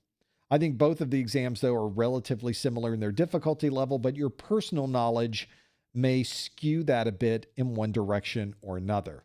Some people like to take the exams in a different order, and you can certainly do that.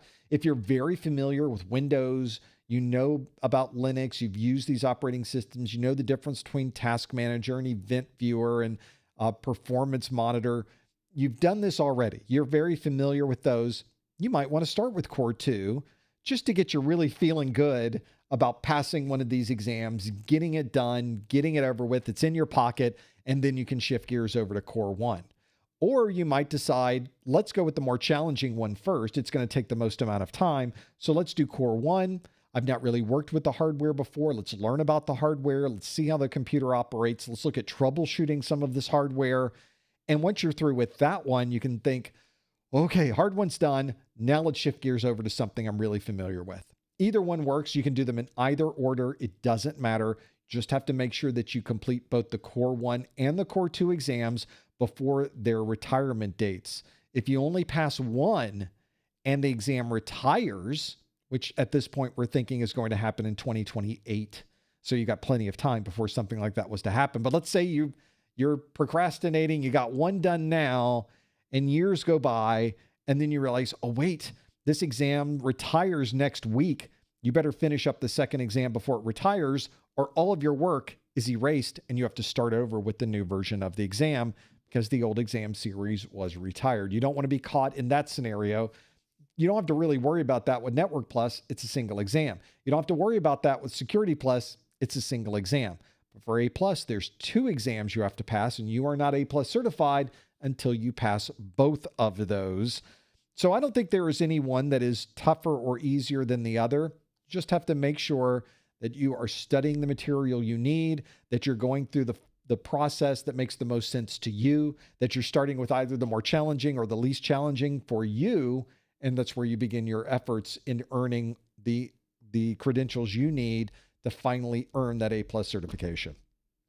Let's see more questions that you've submitted. You can submit questions at any time using that link on the screen, professormesser.com/QA, to answer that, to submit your question, be able to get those questions in here and working through them. Let's see, a lot of people, there were some questions on here about where can I get some free resources for the Core 1 or Core 2 exam? Well, you've come to the right place. My website, professormesser.com, has a absolutely free A+ course for Core 1 and another free A+ course for Core 2. That A+ course is one you can watch on YouTube. You don't have to register. There's nothing behind a paywall. There's nothing extra you have to do to get access to it. It's just there and available. So that's another thing you might want to consider, is simply going over to professormesser.com. At the top of the professormesser.com website, I've got links in here. We're probably going to get an ad popping up as I'm here, but that's okay. If you go to the top menu of any one of these for the 220-1201, the 1202, the Network Plus, the Security Plus, you'll notice there's a link right at the top that says Start Here. Start Network Plus here. Start Security Plus here. Start Core 1 here. Let's click that. There's my ad. Thanks. And then it brings you to a page where everything is listed. Everything that's on my site that deals with the free training course, the study groups. Hey, you're in one right now. My free chat and study on our Discord. We've got our daily pop quiz questions that come to your inbox, or you can access them on the website.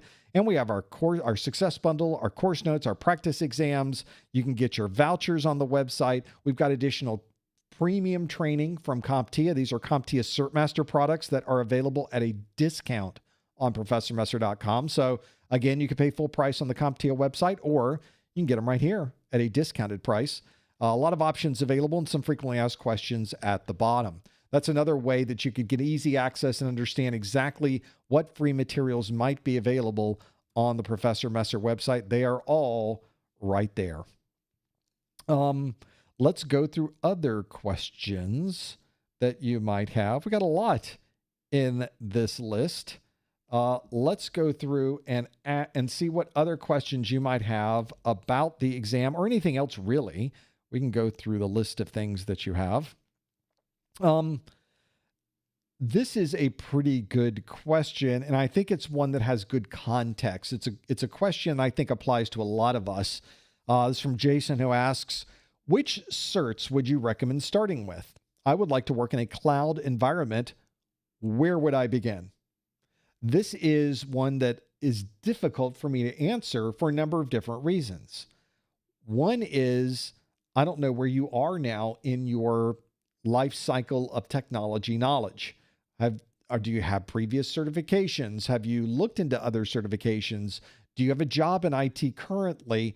What other things have you done regarding cloud technologies? What type of cloud technologies interest you? Is there a particular cloud provider that is more interesting to you than another? Also, keep in mind, this might not be a question for you, Jason. It might be a question for the people that could be a potential employer of Jason. So you might want to look around in your area at the open positions that have something to do with cloud and find out what they require. Let's say you have no experience in information technology, but cloud technologies really interest you. That's great. Now you have a goal of where we want to go.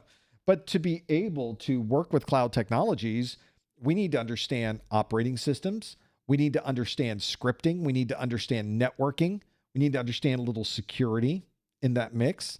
So a lot of things that apply that we need to have a foundational knowledge of before we can even consider being considered for a position that has something to do with cloud technologies. So I would really recommend you do a couple of things. First, take a serious audit of yourself and understand What do I know and what do I not know?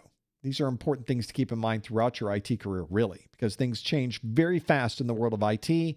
And there may be times when you want to make a move or you want to learn something new. You need to have a very solid, strong understanding of what your strengths are and what your weaknesses are so that you can adjust, learn, and perhaps gain additional knowledge that might help you. So that's your first step, is getting a good understanding of where you are. The next step would be, what do employers want of you? So this may be a situation where you might want to look at jobs in your area. So if you are in Atlanta, you might want to look at jobs in the metropolitan Atlanta area and see what companies in that city are hiring. Find some positions for cloud technologies, see what they're asking for. They will list out everything they expect you to know. And if you see a lot of words of things they expect you to know that you don't recognize, then you have some work to do first. Maybe you don't start with a cloud-based position. Maybe you start as an entry-level position in the IT and work yourself up. Learn the knowledge you need to know to get into a position with cloud technologies. That's a perfectly reasonable strategy and one that people use all the time. This may also be a situation where it's a combination of things. You have an interest in cloud. You want to find a company that focuses on cloud. What cloud do they use? Are they on Amazon's cloud? Are they on Microsoft's cloud? Do they use their own cloud technologies? What are those?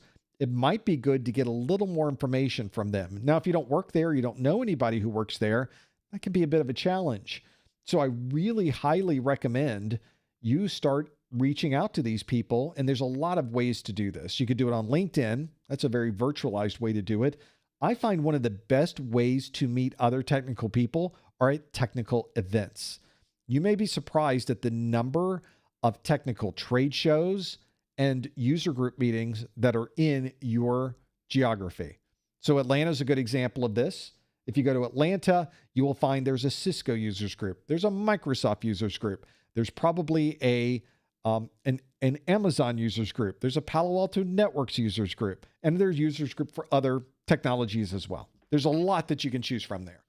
So I think if you are someone who is looking to get into that world, you should go to these user groups, not only because they're talking about technologies that interest you, but the people that use those technologies in the companies around you are also going to the same user group.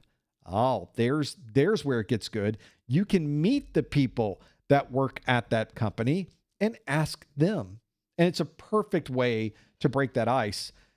Everybody's usually wearing a tag, gives their name, tells what company they're from. Go, oh, I was just looking at some job postings for your company that had to do with cloud technologies.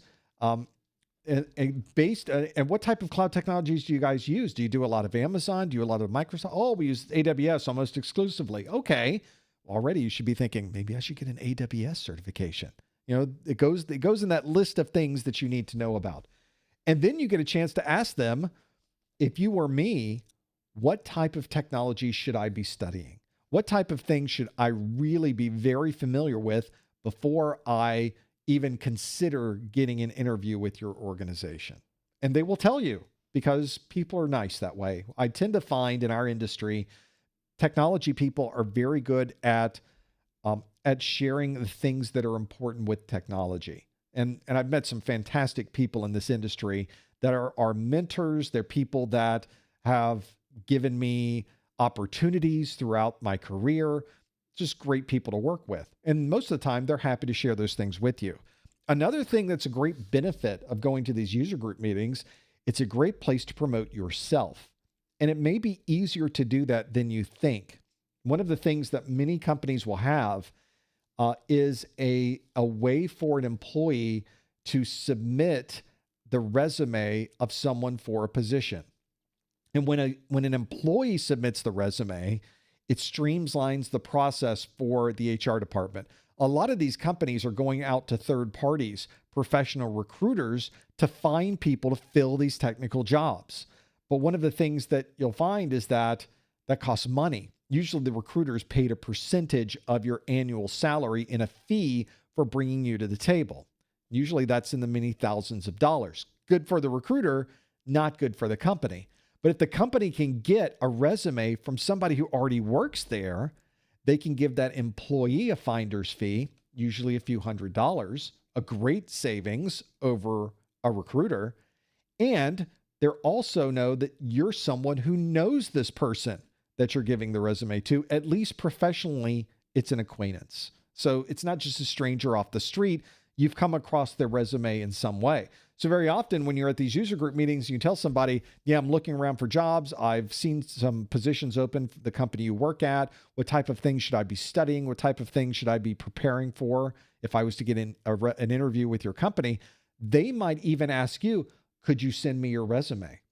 I will forward it on to my HR department because that registers them as the finder for that person. So they're effectively, they're have their own little side business there, collecting resumes of people they know and sending them to HR. Then if you get hired, they get some money in their paycheck, you get a job, that's a win-win. And the company didn't have to pay as much. So if you find that people are proactively asking you for your resume, it's probably what's going on. I used to work with some folks that were really good at this. They would ask everybody for the resume and they'd submit that in, which locked them in for that person.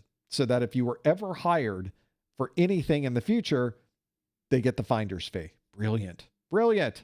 It's a great way to do it. And the company loved it because they were able to get good people at a lower cost. And who doesn't like that from a business perspective? So that's what I would recommend. It isn't always going to any particular place or doing any particular thing. It's usually a number of things that can help you get that job in a cloud environment, in a server environment, in a data center, with databases, with networking, with security, whatever it happens to be, the process is the same. These user group meetings are usually free. They're usually sponsored by the company that's putting them on, or they're sponsored by a value-added reseller that represents the company. So a Microsoft user group meeting, a Cisco user group meeting, Palo Alto Networks user group meetings, I've never had to pay to go to a user group meeting. It's a user group meeting. There might be an annual fee to, especially if it's not a corporately sponsored user group, it's more of a security user group that doesn't have a specific sponsor. There might be a membership fee, but usually those are quite low, and that entitles you to show up at the meetings and eat the free pizza every month, and who doesn't like that? Some of these corporate Palo Alto Networks user group meetings, we used to have our user group meetings at breweries where you would have just tons of food and drinks for everybody. And it was just a fun time to not just talk about technology, but to meet the other people who are doing similar jobs in your particular area. So usually not any cost to attend and plenty of upside. So where would you find these? Just search for that. Just search for in your favorite search engine for Cisco user group and where you happen to live, Microsoft user group. There's a lot of different places to find those. There's no centralized database of these, no centralized calendar of these anywhere that I have found, at least none that are extremely accurate. So something you may have to do a little bit of legwork to find them. But once you find them, you find the website, you're locked in every month. You can get on their mailing list. You can get notifications. You can subscribe to their calendars. There's ways that you can keep up with it at that point. But they're free, they're out there, and they want you to attend. So a great benefit of that as well. More questions. Let's go back to your list. Kind of jumped on the mic there. Sorry about that. Let's keep going through this list of things that you are submitting. And of course, you can submit questions at any time. Go to professormesser.com/QA to submit your answers or your questions in this case. It would be your answers in the first hour, your questions in the second hour. Let's keep going through this list of things. A lot of great questions coming in, by the way. It's difficult breaking through all of these. There was a question that came in earlier. Can't specifically find it on my screen right now, but it was asking about what the differences are when you move from one version of an exam to another.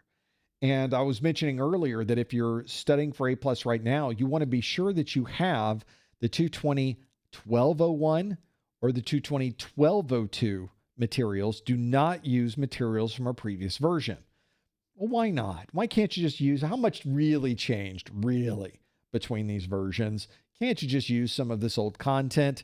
Well, one of the things I did was break down what those differences really are, and maybe you can make the decision on what I'm saying is really true. We're going to go back to my website.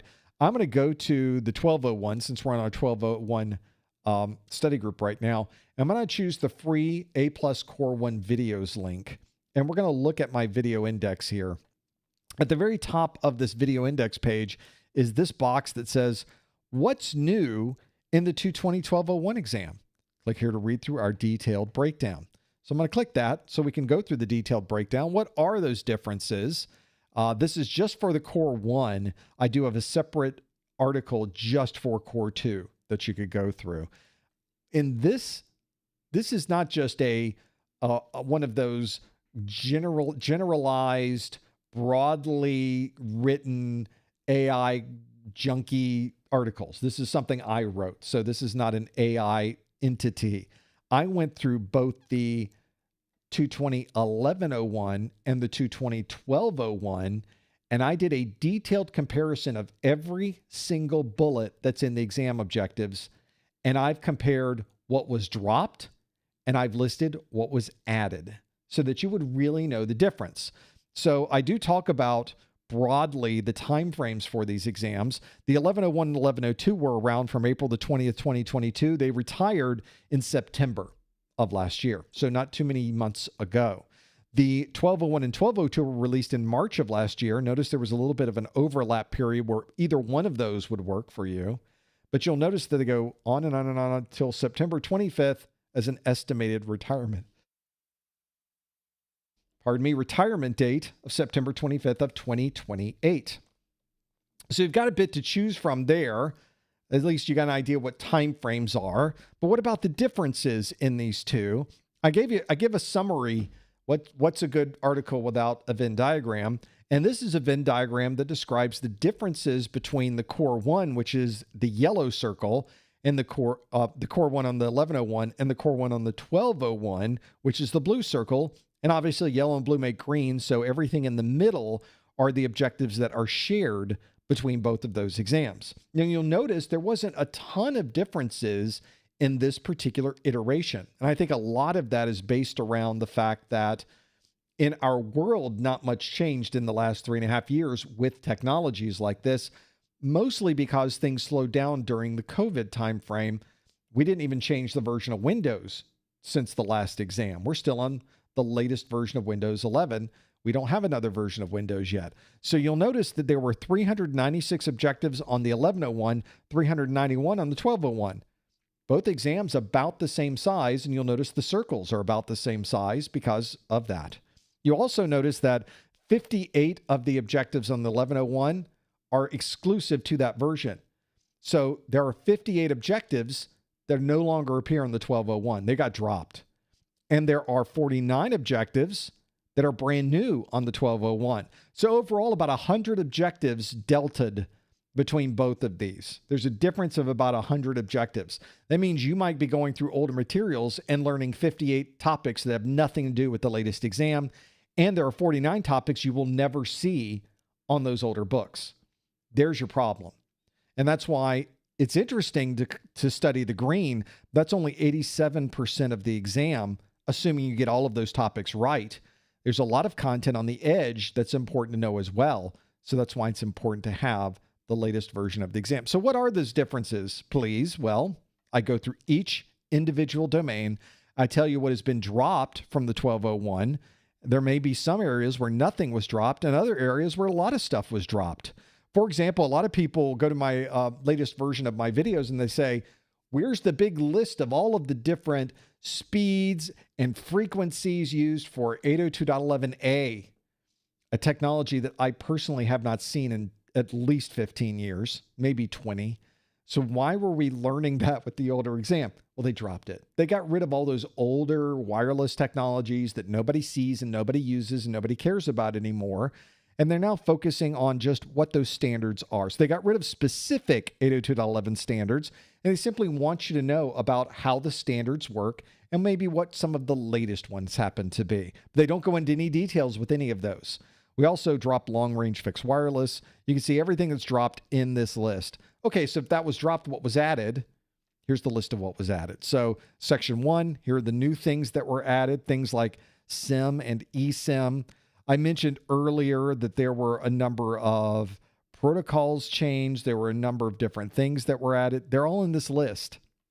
So you've got a nice breakdown because I spent the time going through all of these to determine what is different from one version to another. I do this with every exam now. And if you looked at Network Plus, you looked at my Security Plus page, I have articles for those as well. And we do them all the time. We talk about those differences because although A Plus was a relatively small set of differences, as we saw in the Venn diagram for Core 1, Core 2 was very different. In fact, let's go to the Core 2 document. I'm going to go down here and click on the link to the Core 2, which I did the same summary, but look at the Venn diagram for this one. Core 2 changed quite a bit. You can see that still 47 objectives were dropped, 122 objectives were added, and you can kind of see that we got a bigger inside of the circle on the right side. Notice also that only 80% of the objectives are the same. So if you don't have the latest exam objectives, 20% of the exam is missing for you, or you learn too much. So that's why I notice 1202, 580 objectives versus 665. It's a bigger circle. There's more you need to know now for the Core 2 exam. Make sure you're familiar with that as well. And again, I go through all the details of what's been dropped and what's been added in this list as well. So you can go through all of those in the articles. I try to break them down. And of course, you could do the same comparison yourself. You put one set of objectives, the older objectives here, you take the newer objectives, and you simply compare and contrast across both of those. Doesn't take quite as long as you might think. A few hours of your time, and you'll have your own summary of this. If you don't think my analysis of these two is something that you think is correct, try it yourself. See what numbers you come up with.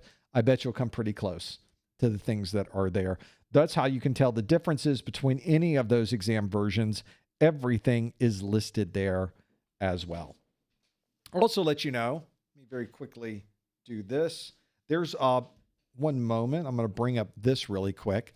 One of the things that I have got a question that came in was people from other parts of the world wanting to purchase some of our training materials. And you notice I have, for example, the hard copies of these. So if you have the course notes, you go through the course notes. It's in a book. We got the practice exams, which I have around here somewhere. There's the practice exams. That's a big book. I can ship these anywhere in the world. So I'll be glad to send these wherever you might want. If you're in Europe, you're in Asia, you're in Africa, you're somewhere else, you're in Australia, in the world, I ship anywhere that they will deliver. So that's not everywhere in the world, but it's most places in the world. So if you are in a part of the world where you can receive mail, I can send it to you. It's that easy. There is a shipping cost included when you are checking out, so you know exactly how much that might be, and then you can make the decision on where you'd like that or not. As I mentioned, if you're purchasing that physical edition, you can download the digital edition for free immediately after purchase. So while you're waiting on this to be shipped to Germany, to be shipped to Australia, to be shipped to somewhere else, you can, of course, start reading through the digital edition while you're waiting on that to arrive. So anywhere in the world, be glad to send it to you. You can see all of that during the checkout process. More questions. Let's see what other questions you might have. There was a question in the chat room. Will I be uploading this study group to your channel? Don't have to. It's already part of my channel. It's literally being recorded and added right now. The moment I hit stop at the end of this, it is automatically included onto my channel and into the playlist. So it's already there. It's technically already in the playlist the moment I hit stop. Makes it very, very easy. I do create an audio-only podcast version of this. So if you like in more of a podcast form, you're driving, you're working out, you just need the audio, you can go to professormesser.com/podcast, and you can find the links to add it to your favorite podcast listening program. Or maybe you're on something like Spotify where you use streaming audio. Just search for Professor Messer, and you can listen right there on Spotify right now. That's usually updated either the afternoon of or the next day. Give me 24 hours, and I'll make sure that we get that 24-hour time frame for that. But the nice part about YouTube and this video streaming is I'm streaming on YouTube, so the moment I hit stop, it's immediately available. I don't even have to do anything. I love that part. There's no extra processing done on my side. It simply appears when you're working through those. Another useful thing, you're planning on working through the details of this and knowing where it happens to be. So another good place to go for these should be a good one. Let's break through some more questions that you have here since we have some time left. We have a lot there. The questions you're sending in, by the way, are fantastic. Thank you for sending these. Someone's asking for a job. I don't have any open positions here. And then quite honestly, there's not much going on here in the studio. It's just me right now. There's not much. It's just me. I just hit the buttons. We click some things. It magically works. So no extra jobs there for anyone, unfortunately. We'll have to work on that. We need to create something that would require a lot of people to get their jobs here. That would be a good way to do it. Currently, no, we're not working through that. But as soon as we are, maybe I'll post something. We'll let you know during a study group, but right now, no big plans on there. There are a good set of questions about interviews I might want to come back and look at.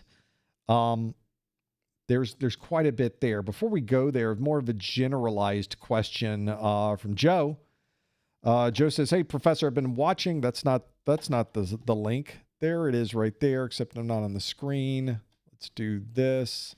Let's go back to this. Let's click this thing. Too many buttons on my screen to be able to do this. "Hey, Professor, I've been watching the stream for a while. Very curious about what type of microphone you use and if you use some sort of software to get it to sound the way it sounds." Yeah, normally I sound like this. Let me turn it back on. Now I sound like this. It's great to have that. No, there's nothing. I do very little audio modification. Maybe there's a little bit of compression, just a little bit. I don't need a lot because I'm very tuned in to how much audio, and it's really just me talking. So there's not a lot of music or dynamic audio that we're dealing with. And I do very, very little in any type of equalization. So there's not a lot of processing I do on the audio. I don't want to do a lot of processing. I like to keep it the way it is. But we've obviously got a lot of stuff here. I mean, you've just sort of seen some of it. I can't really see the mixer. There's the audio chain. That's it. This is the only thing I'm using in here is my mixer and the microphone. And if you want to know what we're doing with a mixer and a microphone, let's go back to the Professor Messer website. Let's bring that up. There it is. I guess I could show it to you. Here we go. Back to the Professor Messer website right here. On the home page, if you scroll down to the more information section, and there's a link in here that says the Professor Messer Studio. Click on that, and I document here most of the things that we use here in the studio. So the microphone that we're using, if you want a secret, why does that sound so good? It's Heil PR40. It's this microphone right here. The microphone I've been using for the entire time with this company has been the PR40. It has been a workhorse. It sounds amazing. It is great to have, especially if you're someone who is working on anything relating to audio and you want to make a nice investment in a nice microphone. This is a great mic to have. It's a relatively expensive mic. So this is it's not the priciest mic on the market. I would say it's comparable to some of those higher end microphones at a sort of medium range cost. I don't know what the total cost is today for a PR40. I don't even remember what I paid for my PR40, but a few $100s, I would imagine. You can learn more. I've got links here over to Amazon and other places you can find the PR40. This is the camera that I'm currently using, the Lumix S5 2X. Not bad. Pretty good for a 4K camera. I've used the Panasonics for a while. They're great 4K cameras. I'm using a Blackmagic Constellation 4K for the video switching. Again, not doing any audio changes inside of the video. There's some great audio functions inside of the Blackmagic design products. I don't turn any of them on. So it's just passing through the video. The only thing I'm really doing here is there is a video buffer built into the Constellation. If you get into the world of video production, one of the things that's one of your biggest challenges is keeping the video and the audio synchronized. And so the switchers that I use, video usually takes longer to process. In the world of technology, takes a few extra milliseconds to process than audio. Audio can be processed much faster. So you tend to see the video lagging a little bit behind the audio. You may have seen that in other YouTube videos or other things that you've seen. Well, my mixer allows me to set a buffer that will synchronize these up so that when you see it, everything is the same. But in reality, it's storing the video inside of itself for a couple of extra frames and then sending everything on its way. So some nice benefits there. There's the mixer we're using. It's the Mackie DLZ Creator. It's been a great mixer. It's a relatively new addition to the studio, something that we've only had for maybe 2 years now. I think I got it in January of last year. So maybe only 1 year. No, it's been 2 years. I think I got it early on. I'll have to go back and look. It's one of those things where now that it's in and I've been using it, it's been great. It's been a great upgrade. I was using a much more complex and involved mixer in the past, one that was really designed for a bigger broadcast scenario. Turns out all I need is just one good audio channel and we're good. And there's some nice features inside of the DLZ Creator where I can do compressions and equalization and special effects if I want to, and other capabilities are in the mixer itself. And I don't have to deal with external devices doing any of that. I used to have an external microphone amp. I don't need that now because it has microphone amp built in with 4 separate channels. So a lot of the things that were separate devices are now in one single. And then for headphones and speakers and lights and the other things that I use, there they are. There's the list right there.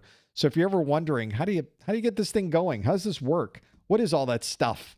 There's your answer. You now can see everything that we have there in that list. And it's all on the homepage. Scroll to the bottom, choose the Professor Messer Studio or professormesser.com/studio. Let's keep going through the list of questions that you have. I know we're getting close to the top of the hour, so I want to squeeze in a couple of extra ones into this list. And we do have some that are in this list. A lot to go through. The chat room's already making fun of the shirts we wear in our videos. Thank you for doing that. One thing I like to say, one of the things you'll notice, I keep the same style and color of shirt in a single course.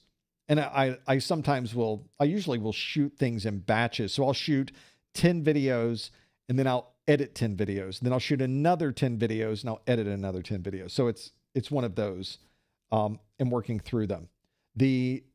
I often will say, no, that's not the same shirt. I have a completely new shirt for every single video. So for A+, I have 135 blue shirts. That's not true, but that's what I like to say. And for our live streams, I do have different ones every time in the live stream, but it is fun. It's something people often will make comments on is that shirt got some work on that live. Did you sit down for one day and for 24 hours, you just talked from that one shirt? That's exactly what I did. In reality, it takes weeks to shoot all of these videos and get them out. But I assure you, there's plenty of washing going on. So the shirts are clean. It's weird. You have to really think about this when you're shooting video. Like you can't have lunch in your shirt because then something will inevitably fall on the shirt and now you can't use the shirt anymore, ever, for something like that. It's just weird to be able to work through that. One of those things. It's like some behind the scenes, sort of inside baseball with some of the weirdness that goes on with the production of these things, and breaking through them. So if you're ever also, I get a lot of questions also about, is a particular topic on the exam? Are there particular topics I should focus on for the exam? What 3 topics are the most important for the exam? You can't answer those questions. Always go back to the exam objectives. Always let's bring up the exam objectives. Always go to the exam objectives. This is where you want to be to find everything you need to know for the exam. So if you are studying and trying to determine what's important, they could ask you anything from this list. The only thing that they sort of prioritize is if you go back to the domains. Domain 1 is 13% of the exam. Domain 2, networking, is 23%. Domain 3, hardware, is 25%, and so on. But if you take domain 3, hardware, it's 25% of the exam. But just domain 3, this is all the bullets for domain 3. Wait, there's another page. more bullets for domain 3. So all of that is 25% of the exam. A quarter of the exam is going to be one or more of these bullets. There's a lot there. So that's where I try to let people know it could be any one of these things. There's not any one topic that will always show up on the exam. There's not any one topic that's more important than another. You're going to get a very broad sampling from each one of these domains. So you need to know every single one of these bullets because they could ask you about any one of these technologies. There's not any one or two or three that are somehow the most important. The most important is going to be, people will say, well, how much should I study from domain 3? You should study so that 25% of the exam coming from domain 3, you're going to know. But how much of that 25%, do I just study a quarter of domain 3? No, you study 100% of domain 3, and then you only get asked about this much. So people maybe have not gone into these industry certifications before, not familiar with that. One of the things you may be familiar with when you take a high school course, a college course, a continuing education course, you tend to have chapter 1, and then you have a test on chapter 1, and it asks you every single topic from chapter 1. It's not like that for an industry certification exam. You tend to have 500 topics, and they'll ask you 30. So that's one thing that's a little different in studying for an industry certification exam, is that you might be studying a lot of content that you never, ever, ever see on the exam. They do have a pretty big pool, just so you're aware. Some people sometimes are not aware of this. The exam itself is a big pool of questions, and it's randomly chosen when you start the exam. So the exam you take today, if you maybe didn't pass the exam and you decide to take the exam again next week, completely different set of questions in a completely different order. You might get some duplicates. I mean, there's the law of large numbers. You're going to get some of them will show up. You're like, oh, I recognize that question, but it's not going to be the same exam. It will be a different exam with different questions and a different organization of those questions. It's all scrambled up every time. So I've had people, they show up and say, I didn't pass my first exam. I studied everything I saw from that test, and I went in and they didn't ask me those questions again. Like that's right. That's how they, yeah, that's, yep, that's it. You found it. That's exactly what happens. They were surprised. Us out here, like, well, yeah, you just described the exam. They're like, I didn't know that. I thought it was the same exam every time. Nope. Doesn't work that way. You do not get that. You do not get that lucky to have that. That would be pretty easy if that were the case. They don't want to make it quite that easy on you. Let's go to more questions that you have. Let's see if I can pull up at least one more. I know we're at the top of the hour, and I want to be careful. We have another study group on Thursday. One thing, I tend to talk too much on these, and then my voice is not any good when we get to the next study group. So I try not to do something like that. So let's get another question that you have brought into this mix. A lot that you have to go through. This is a good question. I'm going to give you an answer you might not be expecting. So perfect lead in. The question asks, close, sir. How dare you? Would you recommend getting A+ to land my first IT job? Most jobs in my area often don't list any certifications, just technical skills. I have years of retail experience. I'm currently pursuing a Bachelor of Science degree in computer science. This is a challenge, isn't it? You have to somehow read the minds of the prospective employers. And I've tried this in the past. I don't have a good track record on mind reading. That's really a challenge that we often run into. One of the things that employers tend to do is they tend to tell you in the job posting the most important things. And here's the thing that a lot of people who do courses like this probably won't tell you, and things I try to emphasize in the very first video of our course, is that this is another credential that you add to your list of credentials that you bring to the table. The A+ certification should not be the only thing on your resume, and it very often may not be something an employer is even concerned about. There are employers out there that don't really care about your industry certifications. They're concerned about you knowing other types of skills. And it's really the perspective of the employer. You think from their perspective, they're running a business, and maybe it's a small business, or maybe maybe their budget for IT is not as high as it could be. Maybe they're a company that is their shipping company. And so for them, a successful company is one that gets shipments to a location on time. The value of that company isn't how quickly you're able to patch a file server. Look, we introduced new software and we're able to do these patches of our servers and our workstations so much faster now. Well, that's great, but how much faster did we get our packages there? Well, patching servers and patching workstations doesn't move the trucks faster. And so some companies, albeit incorrectly, assume that level of technology is not important for their overall business. We all know that it is, but that's not the question at hand. The question is, what does the employer value? And very often an employer may not value industry certifications. Oh, if you have an A+, do the trucks move faster? No, they do not. So therefore, I don't care about your A+. It is a very myopic view of technology. It's a very uninformed view of technology, but it does exist in the world. Let's be clear. There are some companies that do not understand technologies, and they don't want to understand. They tolerate technology. I know this because I've worked for some of these.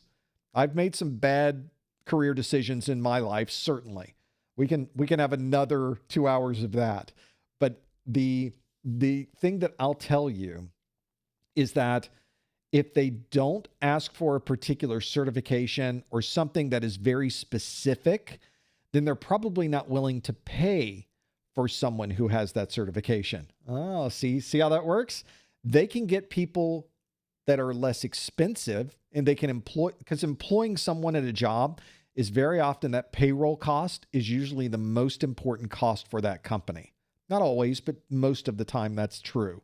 So if they can keep their employee costs lower, they can improve the overall profit of the company. So they know if they hire somebody with an A+, overall, they're probably going to ask for a little bit more money because they have a little bit more knowledge. That's how this works. The more specialized you are, the more knowledge you have, the more value you have, the more you can ask for a salary. The company may be thinking, though, let's just hire people out of college that have no degree, no practical experience. They will work for less, which is true, because that's you can get your foot in the door as an employee. You can get in, you can learn about IT, and then in 2 years, you can hop over to another job. But they know they can hire you cheaper. So maybe maybe this is a plan by this company. They have specifically decided we don't want certs. And you should be able to look at a job posting and get a feel for that. This really becomes second nature after a while. You start looking at the job postings, they ask for knowledge about Windows, knowledge about Linux, but no other formal certifications. They're looking to get somebody really inexpensively in. That might be me. I might want to go get that job just to get my foot in the door. They're hiring. I meet the requirements. Let's go get it. Or you might have your A+. You might have earned a Network Plus. Maybe you worked a little bit with another company where you become knowledgeable in this very particular piece of software. You've got a little more value there. That job posting that doesn't list any certs may not be the job for you. Maybe you need to find a company that's willing to hire A+, Network Plus, Security Plus, or people that have a specific knowledge of that software that you are very familiar with.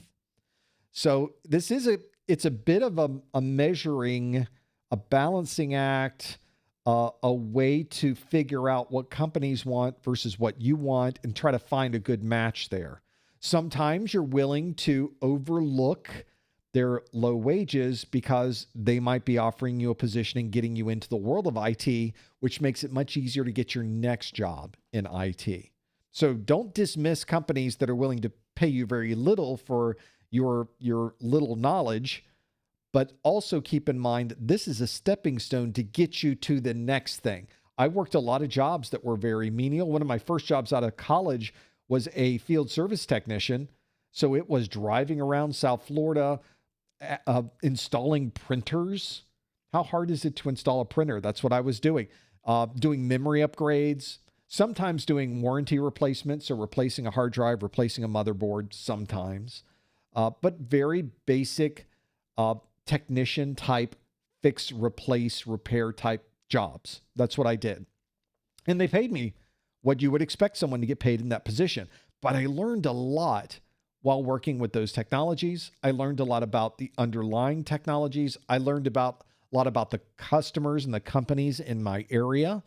And when I was ready to move out of that position, I found a position with one of our customers that was a very large multi-billion-dollar insurance company. And I moved into the service desk. That's what they called their help desk. I moved into their service desk as someone who was taking questions about operating systems, hardware, and peripherals. That was pretty much what I was doing as a field service tech. So they took that very badly paid person who was riding around the streets of South Florida constantly and working through the details of this, and they were really focusing on bringing me in to understand more about the things that they were doing. And that worked perfectly. It was a good match there. And from there, I stayed at that company for 5 years because I moved up they had a big company. I moved up into server administration, into network administration. I learned a lot about protocol analysis there. It was a great place to work. They had tons of technologies. And so that allowed me to build up my foundation of knowledge. And I used that to move up into a company as a systems engineer, supporting the sniffer protocol analyzers. So you never know where this is going to go. I didn't start with the insurance company thinking, when I'm done here, I'm going to go work for a public technology company out of the Valley and support this high-end protocol analysis tool. Didn't think that was what is going to happen. But over the years, the amount of knowledge you earn allows you flexibility in the job that you take. So you do have to kind of read between the lines on a lot of this information that they provide you. You also have to think about what things are going to be good or bad about the job. And is that something I'm willing to do? Is stay where it's bad, but take the good part of it as well. There needs to be a give and take. And sometimes these things determine themselves on their own. And of course, every company is a little bit different. And companies change over the years. I think almost every company I worked for over a long period. So the insurance company, a lot of these technology companies in the Valley that I worked for, these acquisitions and mergers and things happen all the time. And I would work with a company and come in the next day, we've been acquired. We're now part of a bigger group. So when I worked with Network General, McAfee bought us. So one day I was a Network General employee. The next day I worked for McAfee. That's something I wasn't expecting. And we became network associates. That worked so well, by the way, that years later, Network General bought themselves away from McAfee. That's how good that went. We became our own company again, and we're back to Network General. So we changed our name to Network Associates, then went back to Network General once whatever that was in the world of McAfee. And McAfee went back to being McAfee, oddly enough. You just never know. I could not have thought that whole series of things would have occurred. And yet, this is the life we live. This is the world we are in. You just never know day to day what's going to happen. So you have to think about yourself. You have to think about the strategy that you're building towards where you want to go in your industry. You have to think about what knowledge you're going to need to increase that foundation. You need to know at what point do I level up and move to a different organization. These are important things to think about too, along with the latest version of Windows and supporting that Linux operating system and making sure the Mac devices are working and managing the firewall and doing the things with the SIM. All of those things are important, but you also have to think about your career and what your strategy for your career is going to be, not only for yourself, but for your family as well. There may be others that you are supporting, other people that are part of your team. They're at home.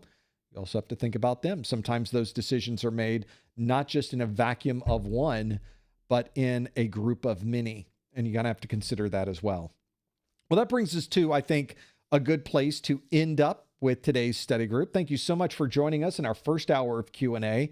We had some great questions in the second hour, and we do it again on Thursday as we sit here on a Tuesday, 2 days from now, come on back. We're going to have again at 12 Eastern time, noon, we're going to have our Core 2 A+ study group. I have all new questions from the Core 2 exam objectives. And of course, I'll take your questions in the after show as well. We'd love for you to come back for that. And of course, the following week on Friday the 13th, we have our Network Plus study group. Not going to be as scary as that sounded. And then the week after that is our Security Plus study group. So we have some great things planned up for the month of February.